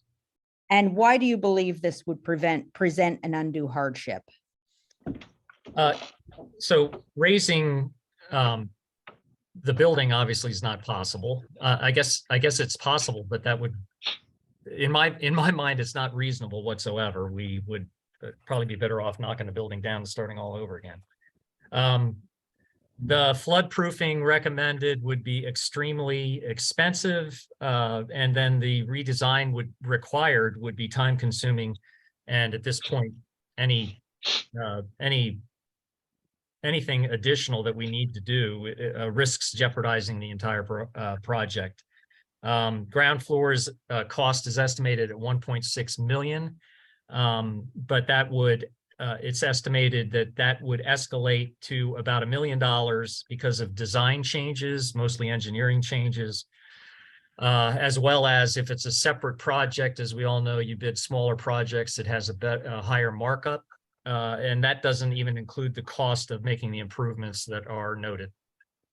Okay, would it jeopardize the project in regards to grant funding? Yes, we have not only significant support from the city, the county, the state, but each one of those grants that we have received has different restrictions on it, and some of those are time frame, and some of those are what we can do with the money as far as construction versus equipment, et cetera. So that definitely moving the bidding process back also, because we are a educational institution, we currently have the logistics planned out so they will minimally disrupt the college's academic and year and classes. That any further delay will be jeopardizing the entire project. Is there a time frame that RAC has used consistently? Yeah, we've held to the time frame of late February will be bid documents, construction documents, bids due in April, And then construction manager who on this job is Berkey Construction, and the college would review in the next few weeks and make a May award so that the contractors can then begin to set up on campus and begin construction at the latest late June. Okay, you mentioned funding and grants. Can you describe some of the funding that's been received or promised? Yeah, so 5 million, we were in the top 10 of about 200 state that received state funding through RCAP, RACP funding. No other community college was close to that dollar amount. And like I said, we were in the top 10. So you don't get that without significant legislative support. $2 million in ARPA funding from the city, $1 million in ARPA funding from the county, $1 million in federal block grant money through the county. We have committed $2 to $3 million in college reserves, and a capital campaign. The silent phase of that started a couple of months ago. We expect to raise millions of dollars there. And then we need to go out with an RFP for financing the rest of it. Have you received support for this project, both for the grant from this board of a variance for floodplain requirements, and in order for you earlier this year to have received funding from the city, county, and state? Yes. I have a packet about 25 pages in length that was shared with the zoning officer and solicitor that I'd like collectively marked as applicant exhibit 1. Do you have that in front of you? Everybody has a copy. of Yes, it. we have that. Every zoning board member. All right. All right. And can you just briefly describe what it is? You know, obviously you're not going to be reading letters into the record. Yes, I think the first one is Senator Schwank, which we received recently. She has been a main supporter of that, along with Speaker Razi, Representative Manny Guzman, as well as a lot of healthcare providers, a lot of legislators actually outside of the county. There's obviously 25 pages of it, so that helped us in going out and visiting each one of them and explaining. We got those by going out to each one of them and explaining to them, most of them in person, and they were very receptive and understanding of the high demand for something like the White's Healthcare Pavilion. Would the grant of the variances compromise safety in any way? No. And from your perspective, why not? Because it would improve what we currently have because of the safety features that we just discussed. And I think Bob Reed from Spiesel will talk a little bit more about that, but there's no risk to others from the building components or anything contained in the building. Okay, I have no further questions for Mr. Dearstein. Okay, questions, Mr. Bars? Nothing? All right, Mr. Gattone? No, I don't have any questions. Okay, Mr. Gattone? Just sitting here thinking about the history, just, if questions are off the wall, please forgive me. But has the building been affected with any water damage over the years? Can you just briefly talk about that?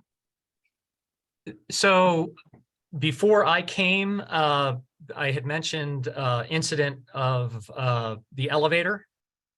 So flooding went into the elevator at one point. Or I guess there were two different floods before before I came. And but nothing, there was not considerable flooding in any way, like feet above or several feet above the ground floor or anything like that. So there was no damage. I remember insurance paying for the elevator, some of the mechanicals, and some furniture that happened to get ruined. So the building is highly survivable. Oh yeah. In your opinion, and certainly we want to get by. We want to live the next 10 years. The world won't be coming to an end. So this project will carry on to the future. So thank you. You're welcome. Okay, Mr. Fox?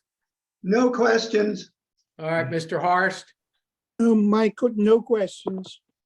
I don't have any questions of you, but I'd just like to say, I think you're talking to a bunch of educators and we appreciate the work that you do. All right, Mr. Neff. I do have some questions, not necessarily of this witness, but if I could just maybe have some time to ask some questions at the end. Sure. Then Yeah, we'll- and I think that the witness that you'll want to ask questions of is the one testifying next, and that's Bob Reed from Spiesel Architects. Okay, but before we go to that, anybody in the audience have any questions of the gentleman that just testified? All right, seeing none, go ahead, Ms. London. I call Bob Reed. Can you put video on?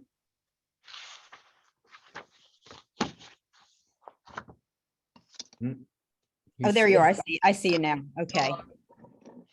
I think he's muted. Okay, Mr. Reed, are you muted? Yes, you are muted. Put the audio on. No. Is your speaker at the bottom right turned on? Because you can have your mic on, but your master switch at the bottom right can be off. If you go to your bottom right speaker tab.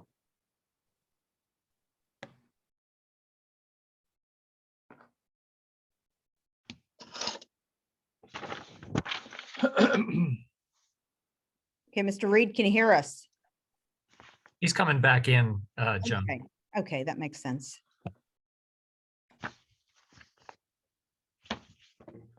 We have two more hearings to go, so let's keep this moving. We are, believe me.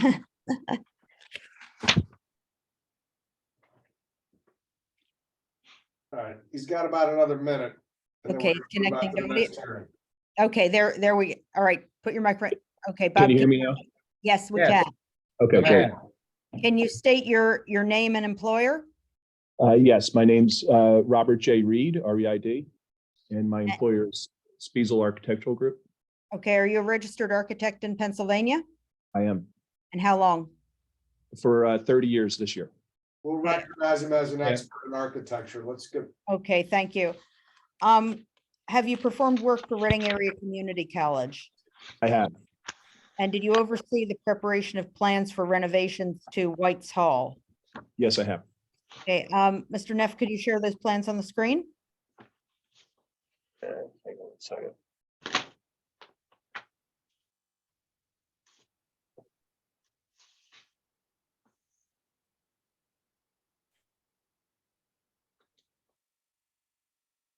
Okay, they're there. And can you give a brief overview of what's shown? Sure. So this is the ground floor of the building. We're expanding the ground floor approximately 100% of what the existing ground floor is. But with that expansion, we're less than 50% of the overall size of the footprint of the building. So the use is not changing from what's there now. Currently, there's a security desk in the lobby and a small lounge and the elevator and machine room. So we're basically expanding that use so that we have a little bit more lounge space in the security guard there. Okay, and with the upper floors, would that be the expanded classroom and lab areas? Correct. So if we can go to the next page, please, thank you. So then that shows a number of specialty simulation labs and classrooms and a number of specialty meeting spaces so that there's simulation of what's going on in a hospital there so that the healthcare students can approximate what's happening in a healthcare setting. All right, so that's an overview of what the building will provide, correct? It is. That's similar on most of the floors of the building, with the upper floors having a little bit more classroom space and a little less lab space. Right, now you've seen the materials and heard the testimony that the White's building is located in the Zone AE without floodway subdistrict, correct? Correct. And what does that mean as far as chances of a flood? So then it's a matter of a 1% chance of a 100-year flood. Okay, in designing the renovations, were measures used to enhance the safety of the building from possible flooding? Yeah, and the main thing that we were aware of early on is that the main electrical switchgear was on the ground floor of this building. So, which was a bit ironic because the building, most of the occupied floors are above the ground floor. So, and there's columns that keep the basically a 4-story building up in the air.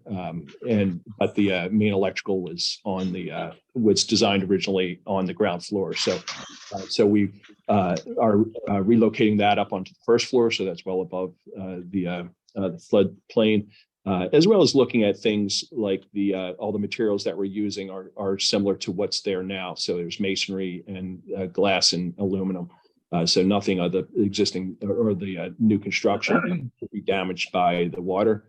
We also have an 8-inch curb around the entire first floor before the windows start, so that if there is some low flooding, that it's not getting into the building, except through the doors, which you could do something to keep it from going through the doors as well. And then looking at another thing we did is make sure this building, like I said, is in essence up about 12 feet off of the ground. There was interest in trying to get some more program spaces down there, but we didn't want to do that because of the potential for flooding. So we wanted to make sure all the academic spaces were up on the upper levels. Okay, the staff report references wet proofing and dry proofing or raising the use above base flood elevation. Would this add considerable cost to the project? Yeah, we haven't studied to a great degree, but in terms of looking at some of the things that were suggested in the staff report, there would be considerable cost in terms of trying to wet proof or dry proof the building, over which could we would need to study a lot further in terms of those recommendations, but we could easily see $500,000 to $1 million in terms of a number of different things that would be required if we were to go down that path. Now, if plans had to be changed for the ground floor, would that lead to changes to the entire project? It would. We would actually have to move, even though we're moving the main electrical service up a floor, there's still some electrical equipment and AVIT equipment down on the ground floor and some mechanical equipment. So we would have to move that up onto upper floors that which would push out some instructional space, as well as the security guard and some of the lounge space. What's really important in terms of a facility like this, and we've designed nursing schools and healthcare education facilities in a number of states, that ability for students to get together is very important. So and have those lounge spaces as well as security. So if all those uses went up onto upper floors, then we would lose instructional spaces like some of the labs and classrooms potentially. And would changing the plans to add floodproofing measures lead to project delays? Yeah, so we would expect that it could be a 3 to 6 month delay in terms of first studying and then designing the changes to the project, which would also the additional work would also potentially add time to the length of construction of the project, and so then there'd be those impacts, but also understanding we're intending to renovate this building while it's occupied, so that there's 2 floors that would be occupied with students learning while the other 2 floors are being renovated, and then that would flip-flop. So we're very sensitive to how does the renovation work in accordance with the academic schedule. So that could cause some more delay in terms of trying to fit that in understanding what Mr. Deerstein said in terms of the number of nursing students that are interested in the program. What we want to make sure is that we don't scare them away as well if we go longer into other semesters, because again, from my experience working with a number of other schools, it may be easier for students to go to another school instead of RAC if this construction lasts too long and could scare folks away. Okay, do you believe making the changes to the project would present a hardship to RAC? Yeah, I believe so, in terms of looking at the additional cost and delays in potential reduction in enrollment, understanding what history has taught us in terms of the low vulnerability of this building for flooding, as well as coupled with that the work that we're doing to make the project safer. Okay, do you believe that the measures that you've described in the case of a flood event would give an equivalent level of safety as the measures the floodplain administrator is requiring? I believe that the project will be much safer than it is currently in terms of, mainly because of that electrical gear, in terms of looking at moving that out of harm's way, as well as equivalent level of safety as what currently happens, and increased because of the electric, but also the work that we're doing with the curb around the perimeter of the building. I think we are definitely improving the situation from what happens there currently. Are all the opinions that you've offered given with a reasonable degree of professional certainty? Yes. Right. Nothing further from Mr. Reed? Okay, thank you. Mr. Bars, any comment, any questions? No, I don't have any questions. Okay, Mr. Gattone, No questions? Mr. Fox, No questions. Mr. Harst? Mike, no questions. I don't have any at this time. Mr. Price? None. Mr. Neff? Yeah, I'll take this time to ask the questions. Okay, so first of all, I had a question of clarification on the plans that shows the water level. There seemed to be a contradiction, at least I wasn't sure, because on the staff, on the addendum to the application, on page 2, it says it has been determined that the base flood elevation is approximately 16 feet above ground floor level at White's Hall, but this is showing approximately 6 feet with a 1.5 foot dry board. So could you clarify that for me? Yeah, so the first 16-foot dimension was brought to us by Boja Engineers, who was our civil engineer on the project. We challenged it because it just didn't seem logical in terms of being that high in this area. And as we went through that with our engineers, then it was determined that that was incorrect, that the 16-foot was incorrect, that the 5.95 feet above our first floor, ground floor of the building was correct. Okay, because from what I could tell, your view here of 6 feet was more accurate. So yeah. The other thing, okay, so the question I would have is, you're talking about hardship. You understand that hardship is defined by FEMA differently than just that it's going to cost someone money? Yes. Okay. So like, and are you aware that the city of Reading does not create FEMA regulations? Yes. Okay.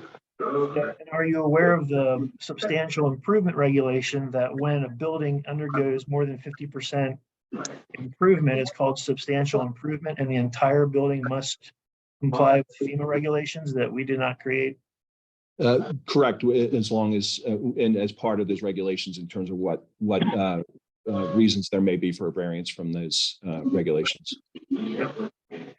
So, and are you aware that the city of Reading does not set or control like floodplain insurance rates? As far as I know, I'm not an insurance agent, but I believe you. And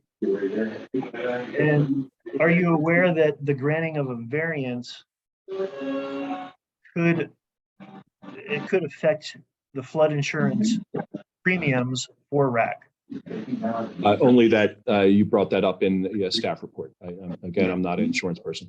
Well, I can tell you, like, FEMA requires me, if a variance is granted, that I need to issue a letter to you in writing that says that RAC may increase your flood insurance premiums. So that's what, I'll make you aware of that now.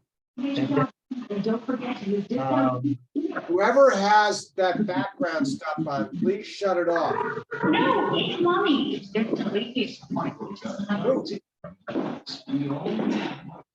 Who is talking to a child and interfering with this hearing?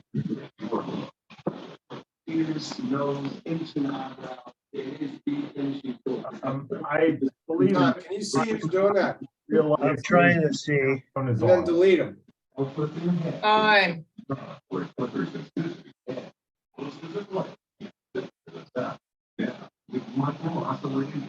Does the person who's running the Zoom have the ability to Mute? to just mute Mr. Heim? Yeah, I'm trying to find out who it is. I'm not sure. I'll try that one. Nope, it's still there. Why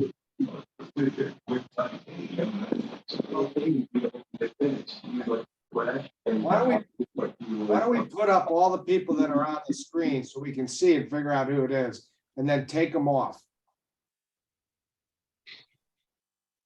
Okay, I think the problem's resolved itself. All right, let's keep moving. Okay, my last question is, are you aware, well, maybe it's just more informative, that I have to do a floodplain report, and so annually. And so I have to notify FEMA of any variance that is granted. And that will trigger an investigation by FEMA on this application. And FEMA requires variance steps that are similar to zoning, and that is there has to be unique physical circumstances to the property other than just being in the floodplain. And other than just being that you don't want to, that cost is prohibitive. So it would look at something totally different than what you may be looking at as far as hardship. I just want to make you aware of that. And that FEMA says variances shall only be issued by a community upon showing good and sufficient cause. So that'll be the standard that they'll be looking at, and that would be, I guess, my last statement. Okay. Thank you. All right. Does Mr. Reed have anything more? I do not, but thank you. Okay. All right. Any member of the board have any questions for Mr. Reed? We'll start with Jared. All right. Jeff? Nope, no questions. Tom? No questions. Bill? No questions. I don't have any at this time. Steve? None. Okay, and Tom Neff? No more, that's it. All right, no more. Okay, all right. Go ahead, Ms. London. I believe that there are members of the city administration or city council who have asked to speak and testify. Okay, well, we'll get to that in a minute. All right. Is there anybody? All right, there's nobody with any more questions. Anybody in the audience want to speak for or against this appeal? And I don't care in what order you people do it. Mr. Rabin, I would like to show my presence.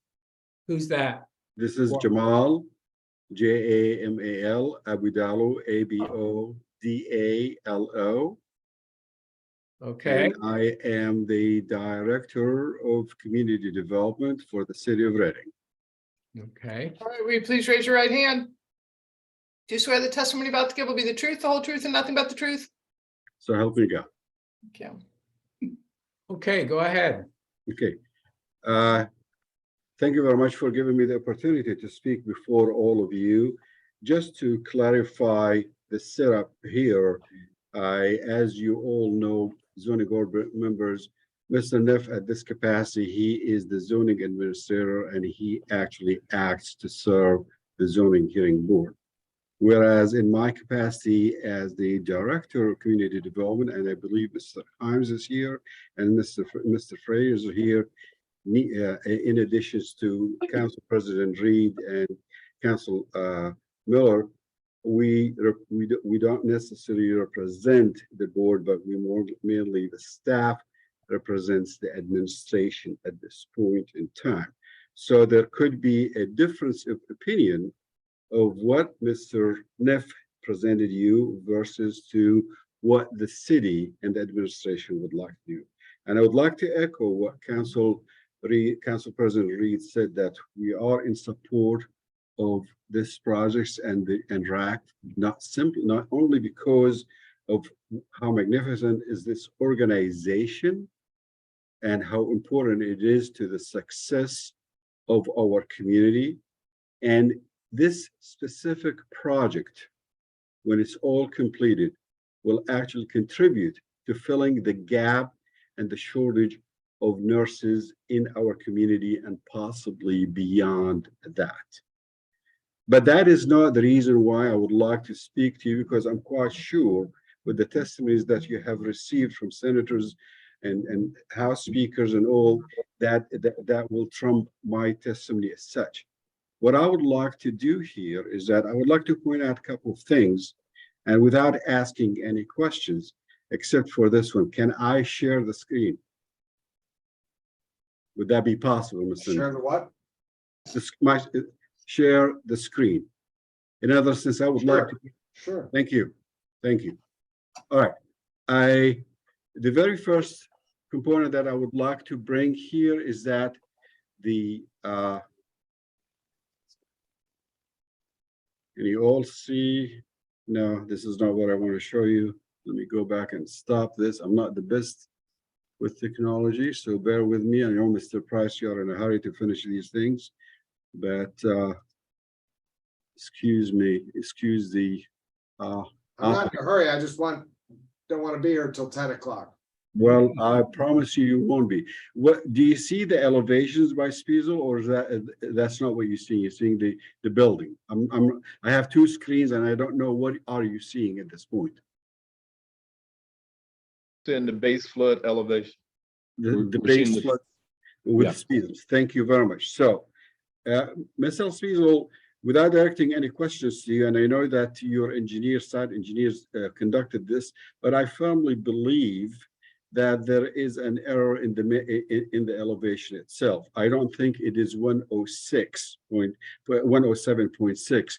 And the reason for that is that when you look at the flood plain that is approved by FEMA, let me share this with you now. Okay, you will see that the elevation there is 208, 207, and 206, meaning that actually this building will be in a gully and drops down by 100 foot, which is not the case. So there is an error in the calculations and stuff, and we must recognize that there is an error. If we did not do this in our staff report, then basically it is time to remedy this. In addition to this, what I would like to share with you is actually, if you look at the FEMA plan that you have it here, and this is the latest, which was revised in 2012, and actually Hurricane Sandy was basically the propellant for all these changes. Please take a look at this plan here, okay, which is, okay. Take a look at this plan. With this plan here, what you see is actually the blue line that is referred to as base flood elevation. That covers all of these buildings in that area there. But in all reality, when you say the regularly flooded plain itself, the straight one, this is it right here. This is what you see on any event that happens, except for, as it was indicated, by the 100-year floodplain or the 500-year floodplains. And according to the testimony from Mr.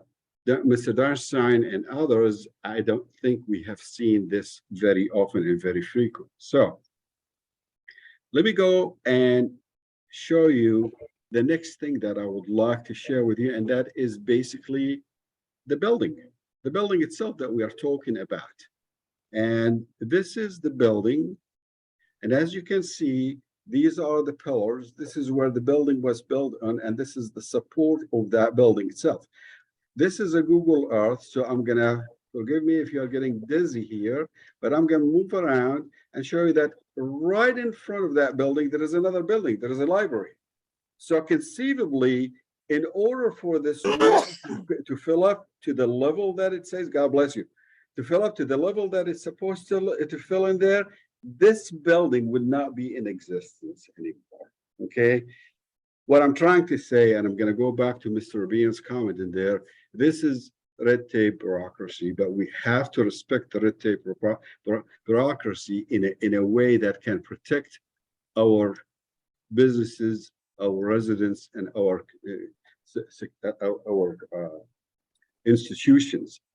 finally, what I would like to share with you is the fact that why there is no changes to the plan itself. And that will basically go to the level in here. As you can see, they have thought, the architects and the engineers have thought about everything. So what you see now is the ground floor of the building itself. They moved the electrical components, control panels to the first floor. They moved the mechanical components. And what they have done in there is that they actually put a curb of 8-inch to 12-inch, I believe, of center masonry block, waterproof or water resistance, and all windows. And I'm not an architect, but I'm going to say that these windows are very important because, as you can see there is a security stand, and that is very important for our students, for the safety of our students. We could not just put concrete walls all the way and create a prison or create a vault in there. In order to keep vision of what is going on in the streets and for the protections of our students, I think this was thought very, very carefully and methodically to develop these things. Everything on the ground floor is actually removable. Okay. I summarize this by saying the following, and that is, we have to respect FEMA. FEMA is a federal organization, but also FEMA, when they do some of their calculations, I must admit to you, these calculations are actually made from a satellite about 90,000 feet, probably above grade, to the extent that they can assume that the floodplain will be, let me share it with you one more time. The floodplain will actually be all open field and everything will extend to the point that you're seeing. This is impractical. To close it up, not too far from there on 2nd Street, Barley Square in 2017, developed a plan. And the engineer was a different engineer, and they developed what's called letter of map amendment or letter of map revisions there. And it was approved because the changes in water level, which is further higher in that, but at a flatter rate, was about a significant of about 4 inches. I'll be more than happy to present you with all this information. Thank you for listening to me. I'll be more than happy to take questions as well. But at this point, I'm not going to ask any questions. However, I would like to make a note that the elevations in the plan submitted need to be revised because I believe we missed about 100 foot. Thank you. Okay, thank you, sir. All right, are there any other people that like to speak on behalf of this project from the city or any place else? This is Wayne Beeler from the City of Reading Planning Commission. Yes, Wayne, go ahead. I Oh, would I like think to you need to remind- be sworn in too, again. Please raise your right hand. Do you swear this testimony about to give will be the truth, the whole truth, and nothing but the truth? Yes, I do. Thank you. I would like to remind the zoning hearing board that not only is Mr. Neff the zoning administrator, he is also the floodplain administrator, Yeah. which gives him special rights outside of the zoning office. And all of these rights are included in the zoning ordinance and in the subdivision and land development ordinance, as well as in the section of the city ordinance that lays out all the floodplain administration.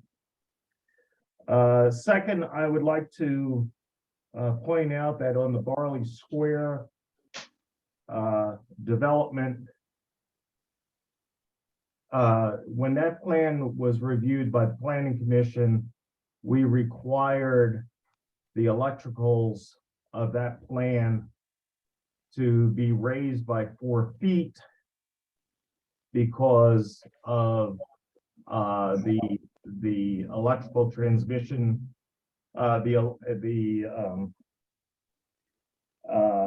the major electrical transformer that was being put on that property was 4 feet below the floodplain, and that was required to be raised. And that is actually at a higher elevation than what this location is at. The positive thing is that the architect has raised the major, the important electrical items up to the 2nd floor or above the floodplain. I would also like to point out that the maps that Mr. Abogalo showed does not reflect the back flooding of the stormwater system in that area when we have flooding events. The flooding in that area does not take place because the Schuylkill River overflows its banks. The flooding in that area takes place because the stormwater system backs up, and that's what causes the flooding. The flooding that the first person testified to was not the greatest flooding within the last 30 years. I can remember one event that was higher than that. However, certainly that flooding did not reach up to the level that the architect has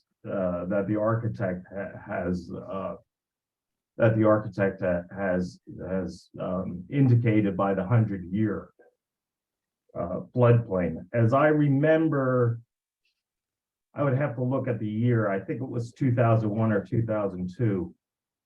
The flooding in that area might have been 4 feet, maybe 5 feet. I would have to look. I have pictures of the area from that time. But the important thing is that we can't be looking at the elevations of what the banks of the Schuylkill River are, because the flooding in that area is actually caused by our stormwater system. And that is what FEMA is looking at, and that is what the floodplain administrator is looking at. And I testify that Mr. Neff and his questioning is very, very accurate as to what Reading Area Community College should be thinking about in this respect. Not that this is a project that should be scrapped, but Mr. Neff is testifying according to what I know as being the truth in what I've seen in the last 30 years. And that these are the FEMA requirements. And as floodplain administrator, he is the expert in this area. Thank you very much. Okay, you're more than welcome. Thank you. All right, anybody else? Yes. If I could just mention one thing. Okay, hold on, Mr. Berkey. I want to get Donna Reed first, and then I'll come to you. Is that okay? Sure, of course. All right, Donna, do you want to be sworn in again? Sure, Do you swear the testimony about to give will be the truth, the whole truth, and nothing but the truth? I do. Thank you. Do you need my information again, or? Please. Yes, go ahead, please. I'm sorry. Okay, my address 1525 Argonne Road, Reading, PA, 19601. And I'm speaking as City Council President. And I want to qualify that my opinions and my views are being shared by Councilor Dabbert, whose District 1, includes the White's Pavilion and the parking lot that was discussed earlier at Reading Area Community College.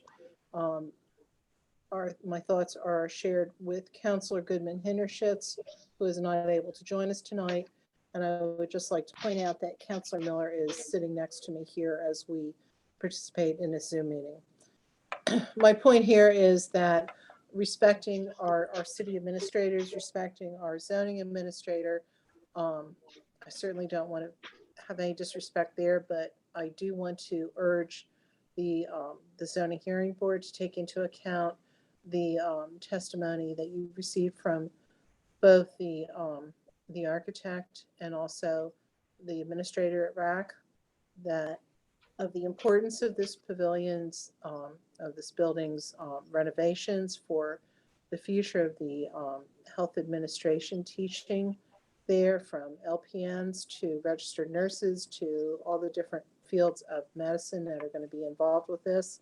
The importance to our citizens and our residents here in Reading, who make up the bulk of RAC's population, the importance of their training to the populace at large, especially as an aging populace, is part of our growing demographic here in the city. I can tell you that over the years, this building is very familiar to me as a young reporter. It was called, I covered federal courts there and bankruptcy court there. It was called the East Shore Office Building in its first iteration. And then, of course, RAC acquired it back in late 1989. I believe that its original construction was certainly cognizant of the flooding that whole area experienced, and a 100 or 500 year flood that was Agnes in 72. I believe the flood that was recently mentioned by a previous person on this conversation, that was 2006. That certainly was ameliorated by the existence of Blue Marsh and the regulation of the water coming downstream from there. All in all, yeah, I'm getting too much into the weeds here.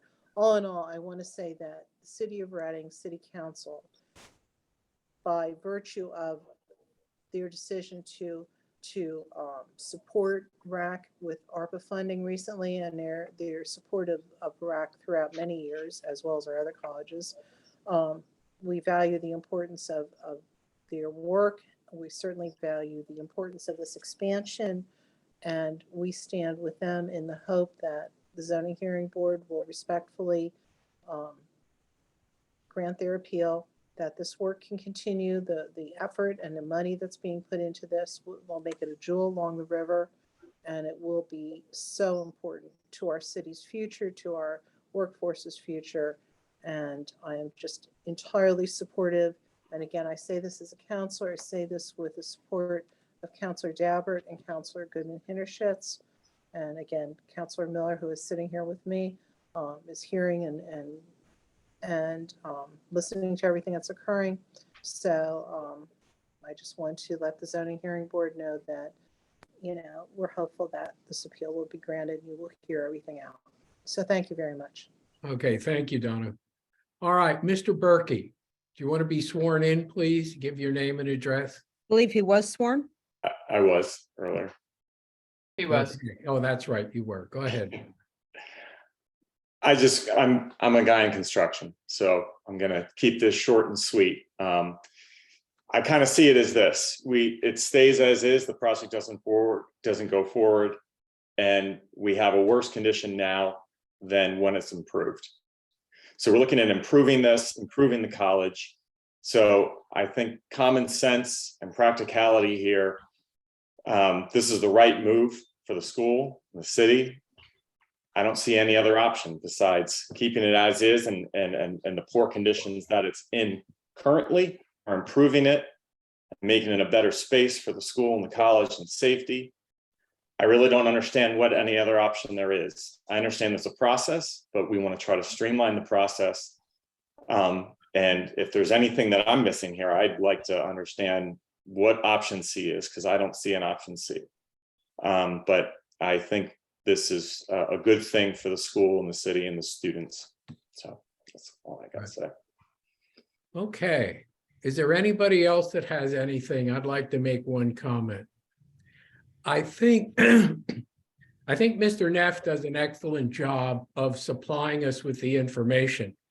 And as a former school principal, I understand that in your job, sometimes you've got to say, that's part of your job, this is the way it is. Doesn't necessarily reflect the way you feel or anybody, but that's the way things are.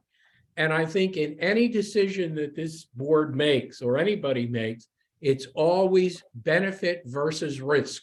And that's what you have to look at. And no matter what decision anybody ever makes, there's always a positive side to it, and there's always going to be a negative side.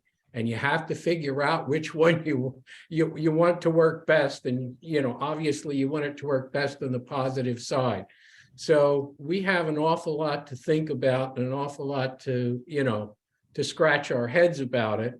But I think you also need to know that we're all part of this community and we respect what the community college has done for everybody in the community. So now I'll keep quiet and I'll let Ms. London finish and then we'll move on. I have no further witnesses. Okay. Well, thank you. And Thank you. That closes this appeal. And we'll issue a decision at next month's meeting. You need not be here. And we thank all of you for your input tonight. This is definitely an important project. Thank you. Thank you so much. Thank you. Okay. Good night. Now, we've got two more cases to hear. Night. Sandy, how are you holding up? Okay, so let me plug in here 1 second. All right, take your Is time. Mr. McFarland there? I am. All right, you've submitted an addendum to the zoning application, which is really basically a written offer of proof. Do you want to rest your case on that unless members of the board have any questions of your applicants? Because it's pretty detailed. Yeah, and yes, that's fine. If I could just make a brief argument on behalf of that Okay, application as well, well.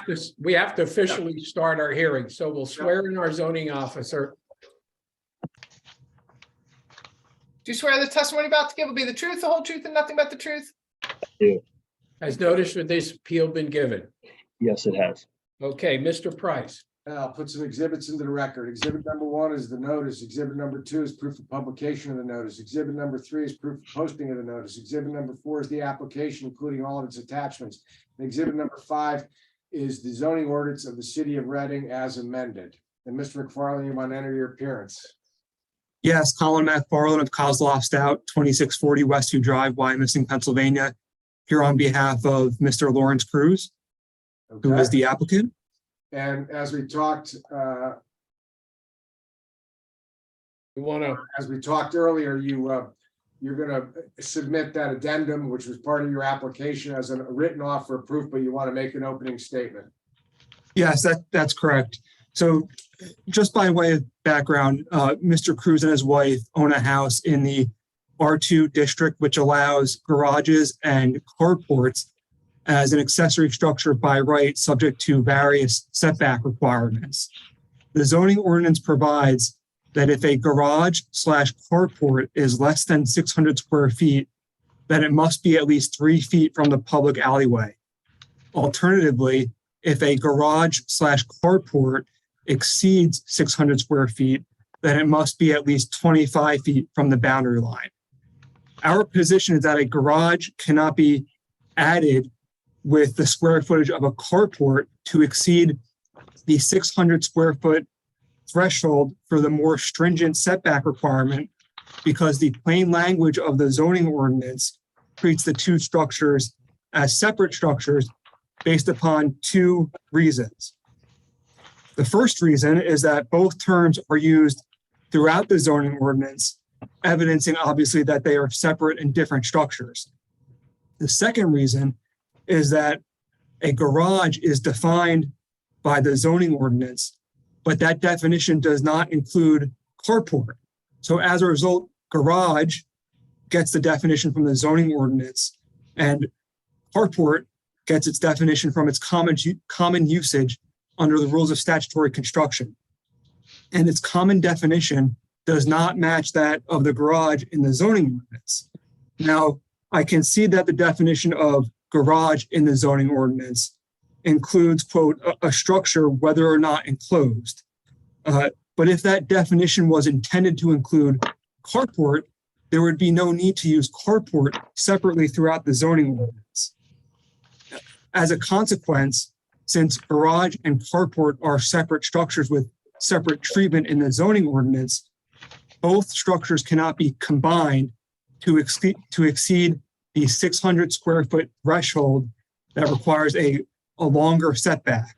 So in this case, that means the 3-foot setback applies because the carport is under 600 square feet and the garage is under 600 square feet. The zoning officer's report, which he was kind enough to share, says that following the logic of the applicant, you could have a 6-bay garage alternating between garages and carports and thereby be exempt because no single compartment would trigger the need for a larger setback. However, this is the logic of the zoning ordinance, not the applicant, based upon the zoning ordinance's plain language. For example, if you had 6 garages on a parcel with a total square footage that exceeded 600 square feet, then the stringent setback would apply. Similarly, if you had 6 carports on a property and the total square footage exceeded 600 square feet, then the more stringent setback would apply. However, if you have, let's say, 3 garages at 100 square feet on the property and 3 carports at 100 square feet on the property, they cannot be added to exceed that 600 square foot threshold because, again, the zoning ordinance treats them separately and different. So therefore, our position is that the zoning permit denial should be overturned because the garage is less than 600 square feet and the carport is less than 600 square feet. Okay, so I would finally note that the city's solution to this loophole in the zoning ordinance is simply to amend the zoning ordinance's definition of garage to include carport. So the zoning board understands there's 2 issues.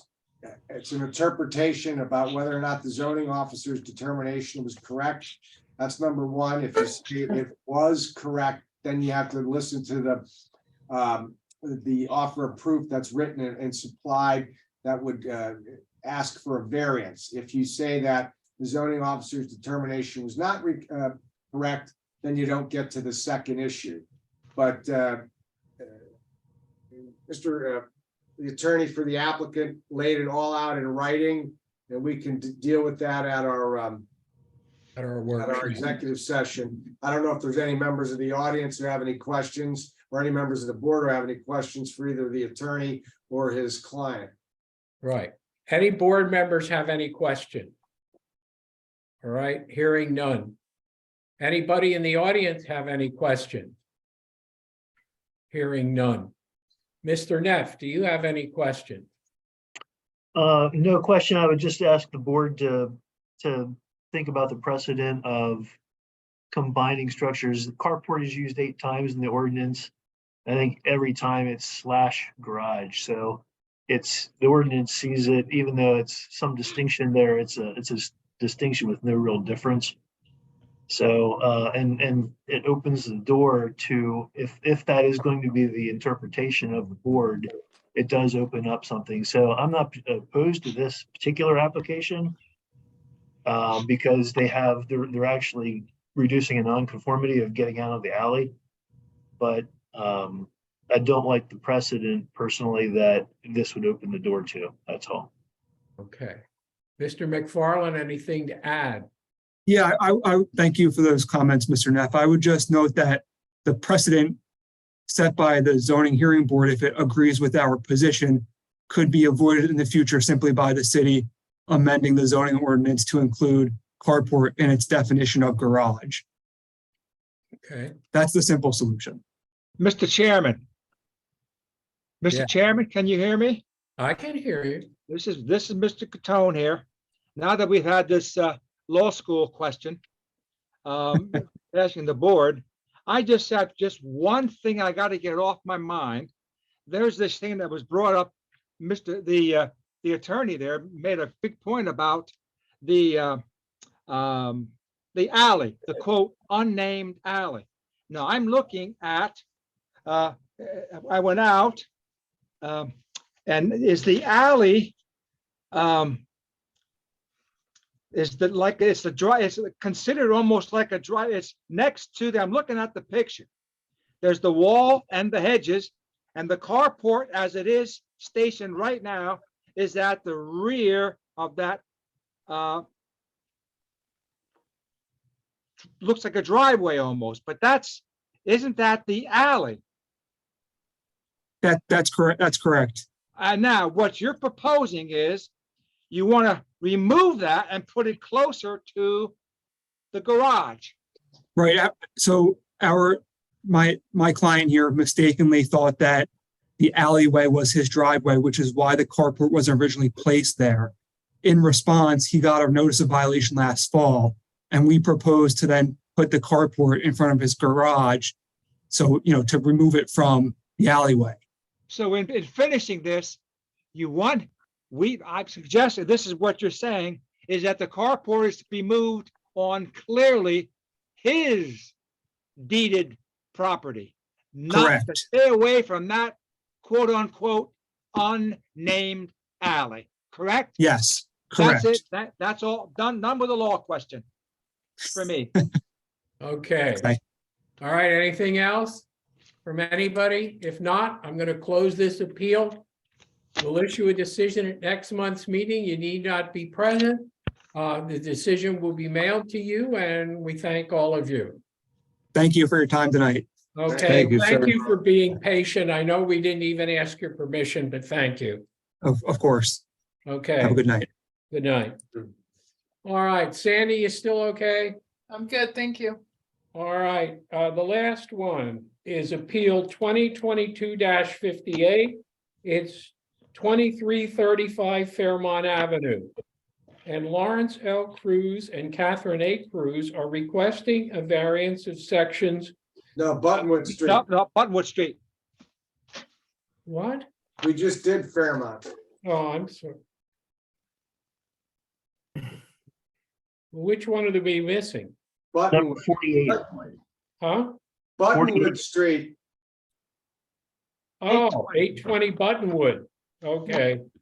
All right, I apologize.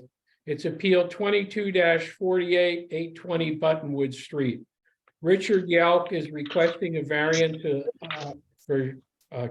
variances with the overall goal of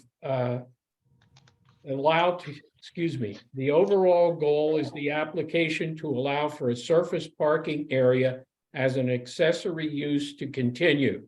The subject property is located in an R3 zone, and this is dealing with a parking lot. All right, Mr. Neff, please be sworn in. Please raise your right hand. Do you swear the testimony about to give will be the truth, the whole truth, and nothing but the truth? I do. Thank you. Has notice for this appeal been given? Yes. Mr. Price? I'll put some exhibits into the record. Exhibit number 1 is the notice. Exhibit number 2 is proof of publication of the notice. Exhibit number 3 is proof of posting of the notice. Exhibit number 4 is the application, including all of its attachments. And exhibit number 5 is the zoning ordinance of the city of Reading, as amended. Okay. The applicant represented by counsel? Yes, good evening. My name is Tom Rothermel. I represent Mr. Yelk. Okay, do you want to enter your appearance? And then if he's going to testify, we'll have him sworn in. All right, thank you. Thomas Rothermel for the applicant, law firm of Bingham and Hess, 2 Meridian Boulevard, Suite 100, Wyomissing, Pennsylvania. With the board's permission and Mr. Price's permission, I'd like to proceed with an offer of proof, and my client is seated to my right for testimony if the need should arise. Okay, go ahead with the offer. Just by way of background, Mr. Yelk is the current owner of Ted's Garage located at 827 Buttonwood Street, which is catty corner from the subject unimproved lot. Ted's Garage has been a family-owned garage since 1966. The property where the garage is located was originally housed to housed for the City of Reading police horses, and then was a laundromat. And then in 1966, it became a garage, Ted's Garage, and it's been in the family ever since. Mr. Yelk has personally worked at the garage with his father since 1997. And he ultimately bought the business from his father and his uncle last January. The subject property, why we're here tonight, is, like I said, catty corner from the garage. It's actually on Cedar Street, but the actual address location is 820 Buttonwood Street. Cedar Street is an alley. The property that is currently at issue was a former row home that was demolished and acquired by the Tax Claim Bureau. It's currently a stone lot. The city demolished that home, I think sometime in 2010 or 11. Ted's Garage bought that property from the Tax Claim Bureau in March of 2012. And ever since then, they have used it for business purposes to park vehicles there that they inspect. And then they also use it for employee parking. There's 1 or 2 employees that work in the garage Monday through Friday. Mr. Yelk is the current owner of 820 Buttonwood Street, and he purchased it at the same time that he acquired the business from his father and uncle. And Mr. Yelk has continued that prior use of that lot for business purpose parking since he purchased the lot. Just as an overall view, I'd like to point out that the board is keenly aware of the parking issues facing the city, which have continued to get worse. Those issues, which have been increasing, have led the city and the Reading Parking Authority to implement various initiatives to ease these parking issues. While not a public lot, such as what the RPA would use it for, it still serves that initiative because it eases the burden of residents in the area where on-street parking is very hard to come by. So instead of parking customers' cars on the street, they have this very small lot directly across the street that they can use without taking up the public's otherwise parking areas. The garage and the lot are located in R3 zoning district. It's a mix of commercial and residential despite that R3 zoning district. Like I said, Mr. Yelk currently uses the garage, the lot for vehicles that he services. They're picked up at the end of the day, at the end of business hours by the customers. He does not leave any customers' cars there overnight. There's no cars stored there that are not inspected or not registered or that are in disrepair. And an employee or 2 will park there if the need arises. Due to on-street parking limitations, there's really very little capabilities for the garage to function as it needs to. There's no attached parking area to the garage itself. So this is pretty much their only source of parking. This whole issue with parking is further compounded by the fact that street cleaning is on Cedar Street and Buttonwood Street a total of 4 days per week. So this creates a further problem with them having to jockey cars around constantly. Even though he's not required to, Mr. Yelk does permit some of the neighbors who live in the direct vicinity to park in that lot overnight, and they remove their cars the next morning, and then he uses it for business purposes. He doesn't charge for that. He just serves the community with that, and they are generally in favor of the relief. The lot is only used for business purposes Monday through Friday, and it's only used during normal business hours. Why we're here tonight is that the lot is not zoned for parking. It never has officially been a parking lot with the city. I concede that, my client concedes that, but it's been used continuously like that since they bought it from the Tax Claim Bureau in 2012. So what we're seeking is various variance relief from the ordinance to permit this longstanding non-conforming use to continue in its current state. The lot dimensions that we're talking about, it's 18 feet wide and about 104 feet long. In its current state, it's a stone parking lot. Mr. Yelk is not proposing to change the use, and he seeks a variance in order to permit its existing condition. Although you can fit about 8 or 9 cars in this area, Mr. Yelk would propose to use only 5 spaces at any given time. So he would limit it to 5 spaces. I think in my application, I might have put 7, so I would amend it to seek relief to include space for 5 motor vehicles. And by limiting it to 5 spaces, the spaces can be angled to an extent that it would further tuck them in closer on the property and get it further away from the sidewalk that's there and the alley. But even in its current state, the cars don't extend into the alley. Mr. Yelk proposes to refurbish the surface of the lot with millings or crushed stone. He would request relief from the city with respect to the requirement of a macadam or cement surface. He would paint lines for each of the 5 spaces. He would put wheel blocks where needed for those 5 spaces. Although I did not submit a formal site plan, Mr. Yelk would agree to submission and review of a formal site plan for the 5 spaces as part of the permitting process if required. Overall, as to the relief that we're seeking in terms of a variance, Mr. Yelk meets all the criteria. If you look at the lot, and I'll ask to share my screen and just show the lot itself. The physical characteristics of the lot are such that it is very narrow. It's essentially unusable for any other purpose. There was a home there.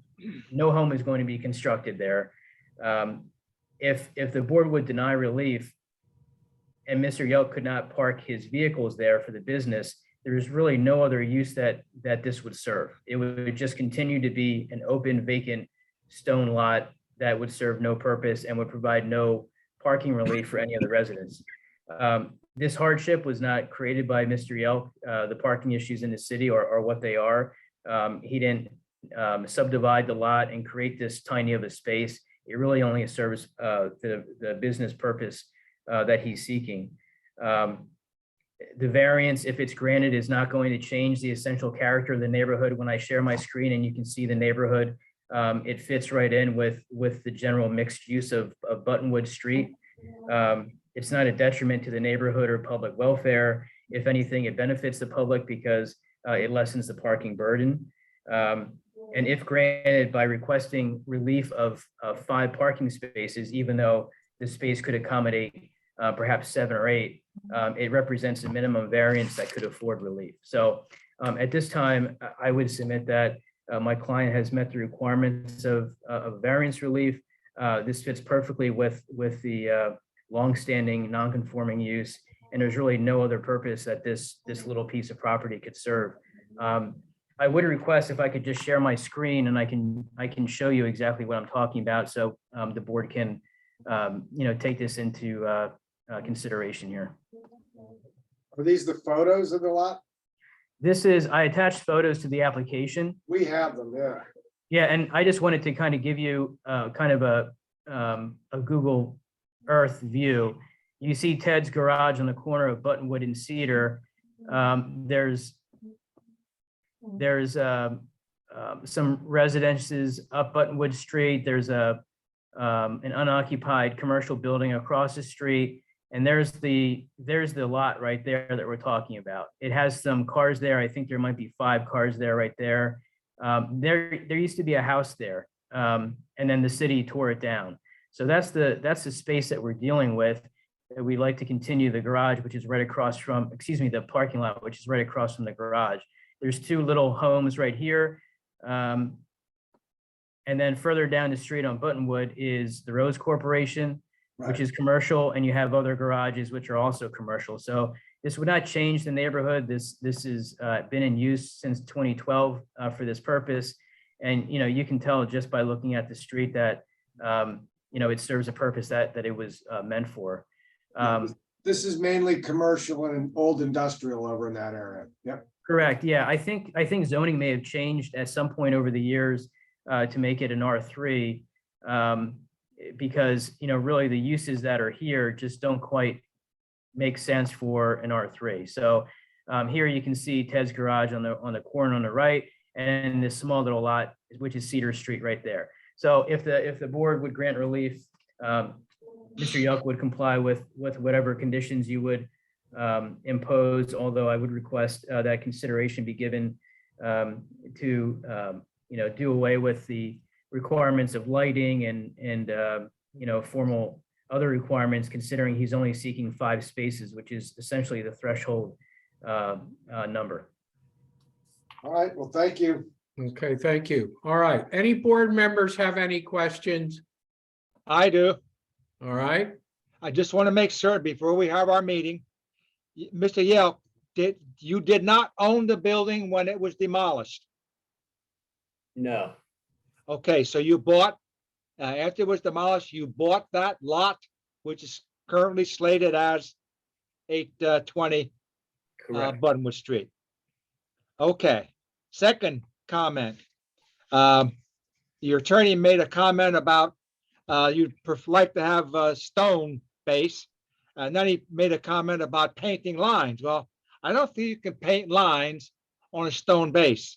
So there's a problem there that we'd have to really discuss. And the other thing would be the this number. There's no drawing, no plan. We just got done with a big discussion at another parking lot with respect to the angle of parking, 45 degrees versus 30 degrees versus a perpendicular to the building, which is, so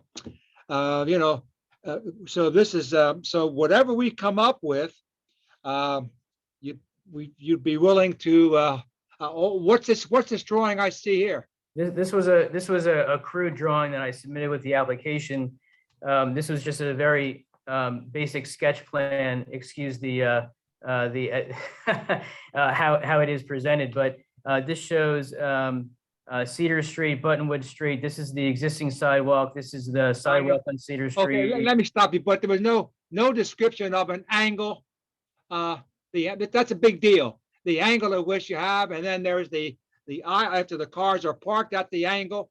You agree that probably wouldn't work at perpendicular to the building.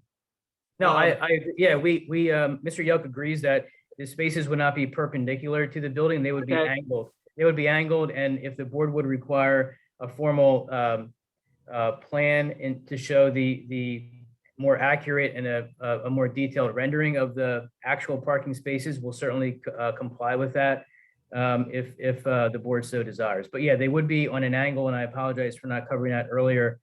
They would be, all 5 spaces would be on an angle. Well, maybe that's something that should be done prior to, well, I don't know what to say. I'm going to keep quiet. Mr. Chairman, take over, and our attorney take over, see what you think. All right. right. Well, I think, well, I'll keep my mouth shut. We'll I discuss was this gonna later. say, if he could provide us with a detailed drawing before our workshop, or we could just delay the decision till he could give us one, or we'll wait and discuss it and then decide whether we want a detailed drawing. Well, I'll talk to Mr. Rothermel after I talk to Yeah. the board, okay? Yeah, I think you can fill him in on some details about what our discussions are and so forth. So I think that would be the best way. Is there anybody on the board that has any question? Mr. Price, do you have any questions? No. Mr. Neff, any questions? I just want to make a couple comments. So basically, I understand the pain that this person's in because the lot really can't be used for anything. So the the board needs to consider section 600-1602.R, which requires Public Works to wait, was it R? I'm sorry. Shoot. It was point P, not R. Oh, wait, shoot. Any parking space more than 5 spaces needs to be approved by Public Works officially. So if they have 5, they would need Public Works approval. I don't know if the zoning hearing board has jurisdiction over Public Works since it's in the zoning ordinance. That's a question for your solicitor to talk to you about.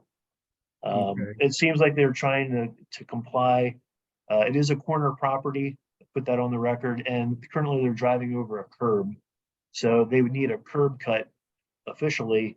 So those are items of the puzzle that the board needs to address. That's all. Okay, thank you. All right, is there anybody in the audience that has any questions of this applicant? Mr. Rabina, this is Wayne Beeler from Chairman of the Planning Commission. Yes. Just two You want to comments. be sworn in? Oh, sure. Please raise your right hand. Do you swear the testimony you're about to give will be the truth, the whole truth, and nothing but the truth? I do. Okay, go ahead, Wayne. Two things. A 10-space parking lot triggers the planning commission review. So we would have nothing to do with either 5 or 7 spaces. That's truly a zoning. What are you talking? Putting on my hat for blighted properties, because I'm the representative for blighted properties, the Blighted Property Review Commission. Back in 2007, when we started the Blighted Property Review Commission, we felt that especially this type of lot, the best use would be for parking. How the zoning hearing board decides how to make the parking, is totally up to you. But the idea was that if you tore down a house, we could at least get 2 or 3 parking spaces. And that's sort of the view from the Blighted Property Review Commission, as to that this would be an appropriate use. Okay, thank you. That's interesting. Okay, anybody else have anything? All right. It looks like there's a hand up there someplace in front of Mr. Gattone. Don't think so. Oh, okay. All right. Anyway, we thank all of you. That closes this appeal. We'll issue a decision at next month's meeting. You need not be here. The decision will be mailed to you. I want to thank everybody tonight for their patience throughout this, and we'll see you next month, second Wednesday.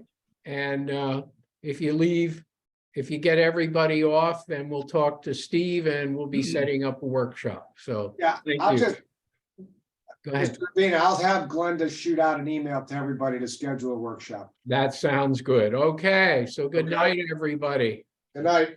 Good night.